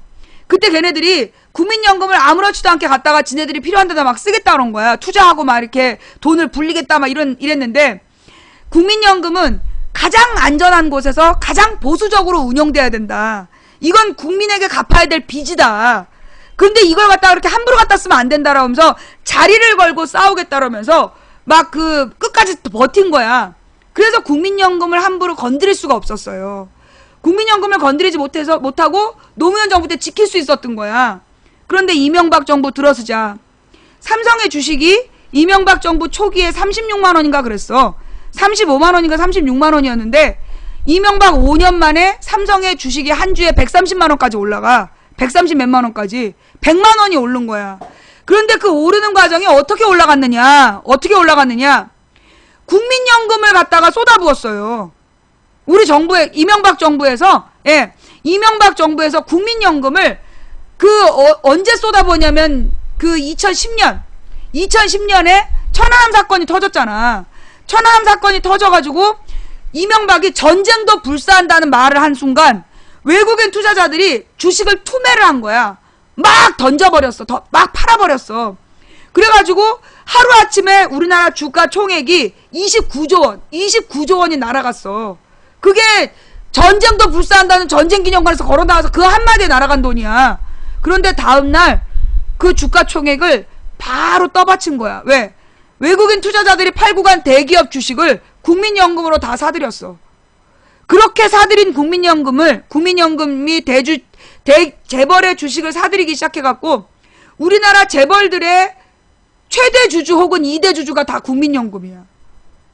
이명박 말기에 우리나라 삼성, 현대, LG 대기업의 그 주식 제일 많이 보유한 게 국민연금이거나 두 번째로 많이 보유한 게 국민연금이야. 그만큼 대기업의 주식값이 떨어져야 되는데 정상 가치가 30만 원밖에 안 되는 걸 130만 원까지 떠받쳐 올린 거야. 100만 원씩 국민연금을 투자한 거야. 왜? 그 주식 갖고 있는 놈들 부자 만들려고. 그래서 지금 그래서요. 이거 팩트 맞아요. 이거 뉴스로 다 나왔던 얘기야. 이거 팩트 맞냐고 묻는 사람 처음 듣는 얘기지. 지금 처음 들으니까 못 믿겠지. 기가 막히지. 찾아봐. 그 국민연금을 대기업 주식으로 투자했어. 삼성의 주식값이 36만 원에서 136만 원으로 올라간 것도 뉴스에 다 나온 얘기고, 그 다음에 국민연금을 대기업에다가 대기업 주식이 떨어질 때 떠받쳐가지고 결국 높은 거품을 국민연금으로 만들어놨다니까. 그래서 여러분 이번에 못 봤어? 삼성 엘리엇 찾아봐. 삼성 엘리엇 분쟁이 생겼을 때 국민연금의 입장이 뭐냐가 나와. 그게 뭐냐면 국민연금이 대주주이기 때문에 국민연금이 삼성 편을 들 거냐 엘리엇 편을 들 거냐를 결정할 수 있었다니까. 그런 거야. 오늘 처음 듣고 기가 막히지? 오늘 이거 처음 들은 사람, 이런 얘기 처음 들으면 못 믿고 이거 팩트예요? 막 물어보잖아. 그게 그 얘기예요. 예. 도저히 못 믿을 정도로 기가 막히죠? 이게 우리나라의 현실이야. 그래갖고 지금 대기업들에 왜 그러냐 또. 그리고 도대체 그걸 왜 그런 거예요? 우리나라 주요 고위공직자하고 재벌들하고 다 혼맥 관계가 있어. 야당에도 골 때리는 인간들이 있거든? 야당에 골 때리는 인간들이 소위 이 새누리당의 주요 정치인들과 다 혼맥으로 연결되어 있어. 재벌과 그 새누리당의 주요 정치인들이랑 전부 다 혼맥으로 연결이 되어 있다고. 걔네 같은 가문이야. 지네들의 가문의 이익을 위해서 그렇게 하는 거야. 막지도 않아. 국회에서 그걸 비판도 안 하고 막지도 않는 거야. 그나마 국회에서 그걸 감시하고 비판을 계속한 사람이 김기식 의원이야. 재벌을 계속 추적하고 비판했던 게 박영선 의원, 김기식 의원, 이런 사람들이 재벌 중심의 경제 구조에 대해서 지속적으로 비판을 해왔던 거예요. 그 국민연금이 삼성 합병으로 5천억 손실, 나 그거 그 뉴스 못 봤는데? 삼성 합병으로 5천억 손실을 봤어요? 내가 사실은 롯데 때문에 770억 손실봤다는 얘기 하려고 했는데 삼성 때문에 5천억을 손해본 거야? 미치겠네. 예. 이게요, 지금 국민연금을 그렇게 대기업에다 투자를 했어. 그래서 문제는 뭐냐? 이번에 롯데에서 그 회장단이 나와가지고 한국말 못하고 버벅거리는 그런 짓거리를 해가지고 롯데 불매운동이 일어났잖아? 그래서 롯데 주식이 떨어진 거야. 롯데 주가가 떨어져가지고 국민연금이 롯데 때문에만 770억 손실을 봤어. 그런데 그 얘기는 뉴스에 나오는 걸 봤는데 삼성 5천억 손해본 건 난 못 봤어. 삼성화병으로 5천억 손실 봤어요? 이런 시벌놈들을 봤나? 어? 이거 진짜 이 시벌놈들이야 이거. 국민연금 그 삼성에다 투자한 거로 결정한 새끼들한테 5천억 물어내라 그래야 돼. 이 시벌놈들한테. 나 그거 못 봤어요. 야, 이 개놈 새끼들 진짜. 그러니까 그렇다니까. 롯데가 지금 막 모든 언론이 롯데를 두들겨 패고 있잖아. 그런데 실제로요, 롯데보다 우리 경제에 더 암적인 존재가 삼성이라니까. 삼성 때문에 하루아침에 국민연금 5천억 손실 봤어. 저거 누가 갚을 거야? 5천억 저거 누가 갚을 거야? 이 씨발놈들 진짜 삼성에서 물어내라 그래야지. 삼성만 그런 게 아니라 우리나라 지금 주요 대기업에 주식을 1위 내지 대주주 1위나 2위가 국민연금이야. 주식값 떨어질 때 국민연금으로 꼬라박아가지고 그거 어떻게 갚아? 그러니까 국민연금을 국민들한테 갚을 수 없으니까 이 새끼들이 지금 뭐 하려고 그러냐? 국민연금을 없애려는 거야 지금. 내가 볼 때 얘네들이요, 국민연금을 틀림없이 손대려고 한다. 지난번에 공무원연금을 막 손댔잖아. 원래 이 공무원연금이나 국민연금이 공적연금이라 그래서 법을 바꾸지 않는 한 건드릴 수 없는 연금이야. 공무원연금이나 국민연금이 공적연금이라 그래서 이 공적연금은 정부가 함부로 바꿀 수 없게끔 법으로 막아놓은 거야. 왜? 국민의 재산이니까. 국민의 미래재산을 함부로 건드리지 못하도록 법으로 만들어 놓은 건데 5,908억 씨발. 그런데 그 국민연금을 손을 대려면 국민연금을 갖고 장난을 쳐야 되는데 지금 국민연금을 가지고 처음부터 얘기하면 국민적인 반발이 일어날 거 아니야. 그러니까 먼저 공무원연금을 문제를 삼은 거야. 그래서 공무원들이 지금 안정적인 직장의 철밥통인데 연금까지 다 받아먹으려고 그런다. 그러면서 공무원과 국민들을 이간질을 시켜가지고 공무원 연금 바꾸는 거에 찬성을 하게 했잖아, 국민들한테. 그런데 국민들이 모른 거야. 그게 국민연금을 손대기 위한 사전 작업이었다고.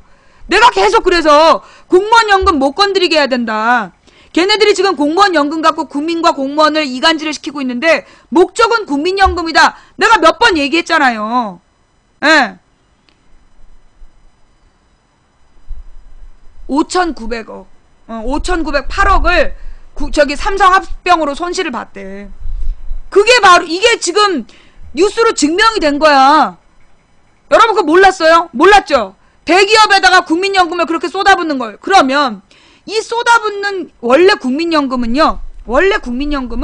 김대중 노무현 때까지만 해도 어디다 투자했냐면 국채에만 투자했어. 국가나 지방자치 있잖아. 지방자치 정부나 그러니까 중앙정부에서 세금을 걷어서 갚겠다라는 확실하게 돌아올 게 안전한 국채나 외국에다가 이제 빌려주고 받는 돈, 그런 데다만 투자를 했다고. 채권에다만 투자해서 가장 안전하고, 그래서 수익률이 높지 않지만 가장 안전한 곳에 투자를 해서 손실을 없게 하는 게 국민연금 운영의 제일 원칙이었어. 그걸 이명박이가 아무한테나 막 갖다 쏟아 부어갖고 재벌들 배때기만 부르고, 그 다음에 더 웃긴 건 가장 주식값이 올랐을 때 이 새끼들이 팔았잖아. 팔고 튄 놈들도 있어. 그게 지금 우리 국민연금의 위기야. 정신 똑바로 차려야 돼요. 국민연금에 절대 손 못 대게 해야 되고, 국민연금 문제에 대해서 이명박과 그 재벌들한테 물어내게 해야 돼. 토해놓게 해야 돼. 재벌이 무슨 돈이 있어요? 재벌들이 그렇게 쌓아놓은 돈이 지금 500조 원이라니까.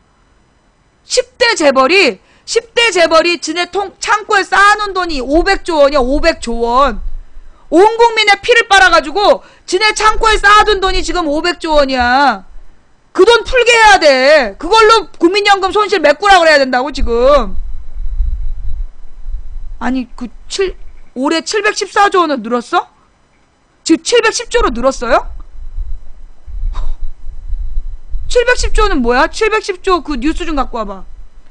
진짜야? 710조로 늘었어? 와 씨발 진짜.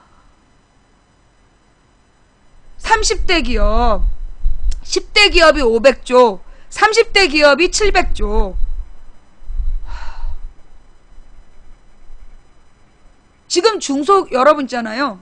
가장 웃기는 말이 안 되는 기사가 뭐냐 하면 그 주식 상장을 해놓고 그 기업에 대해서 홍보할 때 뭐 이렇게 매출을 많이 올리고 이윤을 많이 내고 있는 기업이라고 막 홍보를 하잖아. 그래서 주식을 되게 비싸게 팔잖아. 주식을 판다는 게 뭐냐 하면 주식을 구매하는 사람한테 자본을 받는 거거든. 자본을 투자받기 위해서 자기네 기업이 이렇게 잘 나가고 회사에 이익이 많다라고 홍보를 하는 거야. 그래서 대기업 주식이 계속 올라갔단 말이야. 그러면 임금도 올라가야지. 그렇잖아. 그런데 임금은 계속 안 올라가고 원래 노동자들 더 많이 고용을 해야 되잖아. 그렇게 영업이 잘 되고 물건이 많이 팔리고 수출이 늘어나고 있고 그러면 일이 많으니까 노동자를 늘려야 되잖아.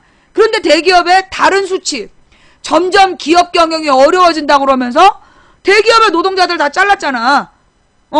막 몇천 명씩 잘라낸 정리해고한 이유가 뭐야? 기업 경영이 어렵다. 경영이 어려우니까 같이 허리띠를 졸라매야 된다. 그런 거 아니야. 그래갖고 정리해고했다가 상황이 나아지면 제일 먼저 너를 부르겠다. 그러면서 동의하게 해갖고 사인한 사람들은 그냥 순순히 나간 거고 난 못 나가겠다고 버티면 두들겨 패서 내쫓은 거고 그런 거 아니에요. 그러면서 또 기업 경영이 어렵다 그러면서 임금 피크제. 핑계는 뭐야? 그 청년들에게 일자리를 만들어주기 위해서 그 고소득 노동자들이 그 어느 연령이 되면 임금을 깎는 그런 제도를 가야 된다는 거야. 근데 그거는 고소득일 때지. 연봉 6천, 7천을 주고 연봉 6천에서 7천으로 안 가고 그 6천으로 유지하겠다. 그게 임금 피크제야. 연봉 3,500인데 거기서 뭘 깎어 씨발놈들아. 연봉 6천에서 7천 안 갈 수는 있지만 연봉 3,500인데 거기서 뭘 또 깎고 지랄이야. 이 썩을놈 새끼들이. 아주 이놈 새끼들 그냥 이빨 뽑아 짜짜리하고 손가락 분질하고 윷놀이하고 광화문 대가리에서 아질 먹고 똥꼬 심질하고 불을 확 찌른 다음에 아주 그냥 그 가루로 만들어가지고 이 포를 뜨고 가루 만들어갖고 이걸 미친개 개밥으로 줘야 돼. 그럼 이제 개권 보장하라고 동물협회에서 운동을 하면 이제 쥐약으로 뿌릴 놈들이지. 이 새끼들. 누가 욕을 했어? 그리고 네가 대재벌이야? 너한테 욕한 거 아니야 임마. 나 더 이상 이런 얘기 안 하려고 그랬는데 이게 정말로요 우리 사회가 근데 이게 점점 이게 웃기는 게 뭐냐면요 80년대에 이러면 난리 났어. 1980년대 90년대에 만약에 대기업이 이렇게 나왔다 난리나. 쌍용차처럼 계속 싸워. 그런데 지금은 어때요? 젊은이들이 싸우질 않아. 젊은이들이 싸우지 않고 그냥 순종하잖아. 그 이유가 뭐야? 교육의 문제야. 우리 사회의 교육이 아이들에게 뭘 가르친 거야? 가만히 있어라. 그 세월호 사건이 그래서 의미 있는 사건이에요. 세월호에서 죽어간 250명의 학생들이 왜 죽었어? 단원고 아이들 나오지 마라. 단원고 학생들 나오지 말라고 그래가지고 그러면서 특히 계속 방송으로 단원고 학생들은 나오지 마라. 나오지 마라. 우리 반복적으로 들었잖아. 애들 야 이 정도면 나가야 되는 거 아니야? 지금 탈출해야 되는 거 아니냐? 애들이 그러는데 배가 90도로 기울고 있는데 이 씨발년 놈들이 가만히 있어라 가만히 있어라 그러고 애들이 거기서 죽은 거 아니야. 맨 처음에 방송한 년은 지금 살아 나와 있어. 쟤는 왜 나왔냐고. 우리 교육이 우리의 아이들한테 가만히 있어라 가만히 있어라 순종해라 순종해라 그렇게 가르치는 거야. 아니 누가 욕을 했다고 지랄이야. 아니 듣기 싫으면 나가. 네가 그 씨발 연놈이야? 어따 대고로 욕을 하지 마라. 그 지랄 연병이야. 욕 듣기 싫으면 나가.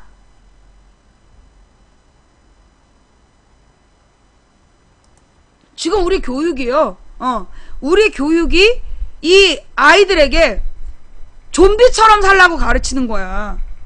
그들이 만들어 놓은 체제에 순종하도록 가르치고 그들이 만들어 놓은 체제 속에서 가장 안전한 잘리면 안 된다. 잘리지 않기 위해서 계속 죽은 척해라. 죽도록 시키는 일만 해야 된다. 이러면서 있는 거예요. 또 시간 가는 줄 모르고, 예, 시간 가는 줄 모르고 보는 방송 1위에 등극했습니다. 시청해주신 여러분 대단히 감사합니다. 예, 지금 시간이 가고 있어요. 여러분 그 추천들을 하고 있습니까? 네, 지금 이 시간 시청자는 2,950명을 넘어가고 있고요. 추천은 2,100. 딱 800명이 또 추천을 안 했어. 아, 나 인간들 진짜, 망치부님 너무 재밌어가지고요. 시간 가는 줄 모르고 보다 보니까 추천을 깜빡했어요. 야! 우리는 지금 온 동네 사람들이 모여서 보고 있어요. 망치 아줌마. 추천은 한 사람만 하고. 저는 지금 여자친구랑 둘이 보고 있답니다. 추천은 한 사람만 하고. 이러면 문제가 심각해요. 추천은 돈도 안 들고 공짜인데 말이야. 내가 여러분들더러 돈 주고 후원을 하라는 것도 아니고 말이에요. 예, 이 공짜 추천하고 추천하여 복받자 라고 얘기하고 있는데 이러시면 곤란하잖아요. 예, 망치부인 방송을 보면서 추천을 안 하시면 치매 걸릴 확률이 높아집니다. 예, 망치부인 방송을 보면 이거 추천, 이게 저주가 다 나한테 오는데 이거 내가 추천을 못 하는데. 예, 이 망치부인 방송을 보면서 추천을 안 하지. 녹색 설사로 계속 가야 돼. 차라리 내가 녹색 설사하고 말겠어. 이 여러분들이 망치부인 방송 추천 안 하고 보다 보면 말이에요. 예, 오늘 밤 갑자기 그냥 막 그 홍수가 나는 꿈을 꿀 거야. 막 허우적 막 그 끈적거리는 그 흙탕물을 누비는 꿈을 꾸다가 눈을 딱 뜨면 손에 그냥 녹색 설사가 철퍼덕 붙어 있을 거야. 추천 안 하고 보면서 이 뭐야 지금 이 더운 여름에 에어컨도 못 켜고 방송하고 있는 이 망치부인, 환경을 생각해서 에어컨 못 켜는 망치부인한테 적어도 추천 한 장을 하는 그런 노력은 해야지 이 양심적 시청자지. 자, 추천 꼭 부탁드리고요. 재미없으면 나가. 그래서 이 국민연금, 지금 이 국민연금의 문제는 뭐냐면 지금 이 국민연금의 문제는 이명박 때 국민연금을 무슨 지네 쌈짓돈 마냥 재벌들 주가 떠받치는데 다 투자를 했어. 그런데 이 2012년 가을인가 11년 겨울인가에 외국인 투자자들이 우리나라 대기업 주식을 투매하고 나가면서 뭐라 그랬냐면, 현재 삼성의 주식은 거품이다. 기업의 기업의 운영상 적정가가 36만원이다. 이러고 나갔어. 그 기사 기억나요? 삼성의 정식 주가, 그러니까 적정한 주식 가격은 36만원에서 38만원 정도밖에 안 한다. 왜냐하면 지금 우리나라 주식이 너무 올라 있는 거야. 그 너무 거품인데 이 거품을 뭘로 떠받치고 있는 거야? 국민연금을 계속 쏟아부어서 지금 떠받치고 있는 거야. 근데 여기서 손실이 발생하면 누가 책임질 거냐고. 누가 책임질 거냐고. 그래서 나는 좀 걱정되는데요. 사실요, 지금 이번에 지뢰 폭발했잖아. 지뢰 폭발한 걸 가지고 지뢰 폭발한 걸 가지고 지금 무력 무력 대응을 지금 막 얘기하고 있잖아요. 지금 우리 정부와 국방부에서 강력한 무력 대응에 대해서 지금 검토한다. 그런 분위기를 지금 흘리고 있잖아. 자, 이 무력, 만약에 휴전선에서 무력 대응이 일어난다. 그러면 어떤 일이 발생할까요? 물론 국지전일 것이고, 국가의 연평도도 국지전이었어. 연평도 피격 같은 국지전이 발생한다면, 그러면 어떤 일이 발생할까요? 외국인들이 주식 다 팔고 튀어. 외국 투자자들이 그냥 주식 다 팔고 튀어. 그러면 어떤 일이 발생할까? 우리 지금 주식 완전히 개판나는 거야. 주식만 개판나는 게 아니라, 주가만 폭락하는 게 아니라 우리 경제가 마비돼. 왜? 한반도에서 무력 충돌이 있었다. 그러면 외국에서 수출 수출 계약 전면 중단돼. 우리 외국으로 수출하려고 했던 모든 계약 전면 수출 중단되고요. 그다음 우리나라로 물건을 돈 받고 주기로 했던 나라들도 다 멈춰. 우리가 이제 수입하기로 했던 거야. 원자재 같은 거 수입을 하기로 했었을 거 아니야. 그 모든 게 멈추는 거야. 왜? 물건만 보내고 돈 못 받을 수 있다. 이래서 일단 무력 충돌이 있는 지역은 경제적으로 마비되는 거야. 국가 신용도 하락하고 외국인 투자자들이 전부 다 돈 빼고 나가고 그러면 국민연금 싹 날리는 거야 우리. 경제 파탄이 되는 거야. 그래서 함부로 무력 충돌을 얘기하면 안 되는 거라고. 그런데 웬 또라이 새끼들 지금 계속 인터넷에 돌아다니면서 한판 붙자 그러고 있지 지금. 어제 저녁부터 어제 오후부터 인터넷에서 한판 붙자. 이참에 북한을 쓸어버려야 된다. 그럼 미친 새끼들 있지. 나는 그놈들이 원하는 게 주식이 붕괴되고 이명박이 사고친 국민연금 그거 지금 그렇게 떨으려는 거 아닌가 싶어. 나는 지금 얘네들이 이번 건수를 한판 붙자고 주장하는 게 이번 건수를 한판 붙자라고 주장한 새끼들 그 새끼 뒤를 파봐야 돼. 왜냐? 그래서 무력 충돌이 일어나면 그 핑계로 주식을 거품 뺀다고 주식을 떨어뜨리고 그걸로 이명박을 살려주려는 거 아니야. 이명박이 우리 국민연금 함부로 투자해서 이렇게 거품으로 올려놓고 이게 다 북한 탓이다. 북한은 또 덮어씌우고 그냥 이명박의 죄는 이게 털고 가려는 거 아니야. 그래서 우리는 정확히 뭘 요구해야 되냐? 어떤 명분으로도 무력 충돌은 안 된다. 왜? 무력 충돌이 나오면 바로 우리 경제는 끝나는 거야. 우리 경제는 여러분도 알다시피 자급자족이 됩니까? 우리나라 경제가 자급자족이 되는 나라야? 위대하신 박정희 대통령의 업적에 따라 해외 의존도가 OECD 중에 가장 높은 나라가 우리나라야. 외국에 무역이 없으면 살 수가 없는 나라가 우리나라라고. 달러 환율에 그냥 경제가 휘청휘청하고 지금 중국에서 위안화를 갑자기 평가져라. 자기네 위안화의 가치를 떨어뜨려서 1달러에다가 더 많은 위안화를 주겠다는 거야. 그러면 그런 식으로 하게 되면 어떤 일이 발생하느냐? 1달러에 중국 물건 더 많이 줄게. 그러면서 지금 수출에 박차를 가하고 있는 거야. 그렇죠. 그래서 우리나라 주식이 지금 휘청휘청하고 있는 거 아니야. 중국의 평가절하 때문에, 중국의 환율 정책 때문에 우리나라 주식이 지금 흔들리고 있어. 우리나라가 외환 의존율이 높고, 환율 변동에 그냥 몰아치고, 이게 왜 그러냐? 수출 의존형 국가라서 그래. 그 수출 의존형 국가를 만든 게 누구야? 위대한 박정희야. 위대한 박정희가 그동안 뭘 만들어서 수출 의존형 국가를 만들어놨기 때문에 그걸 극복하지 못한 우리 사회가 이렇게 문제가 생긴 거라고. 자원도 별로 없고 그 다음에 지금 우리 국가 기관 산업도 지금 막 흔들리고 있는 상태이고 우리나라 이미 우리나라 조선업이 지금 거의 수주 못하고 있는 거 알죠? 우리나라에서 만들어지는 배가 거의 줄어드는 거. 뭐 옛날에는 그다음에 자동차도 우리나라 수출 못하고 있잖아. 우리나라 지금 기관 산업이 지금 막 흔들리고 있는 나라야. 그런 상황에서 무력 충돌이 일어나? 박살나는 거야 하루아침에.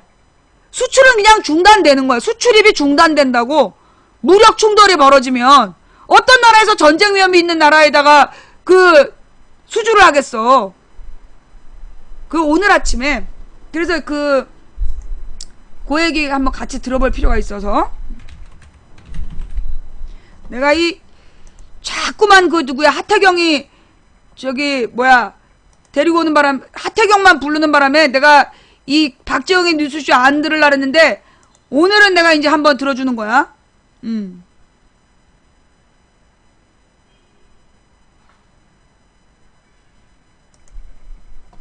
이번 주 70주년 광복절을 앞두고 남북관계는 그야말로 최악의 상황으로 빠져들고 있습니다. 이 가운데 북일 관계는 도리어 급물살을 타는 모습인데요.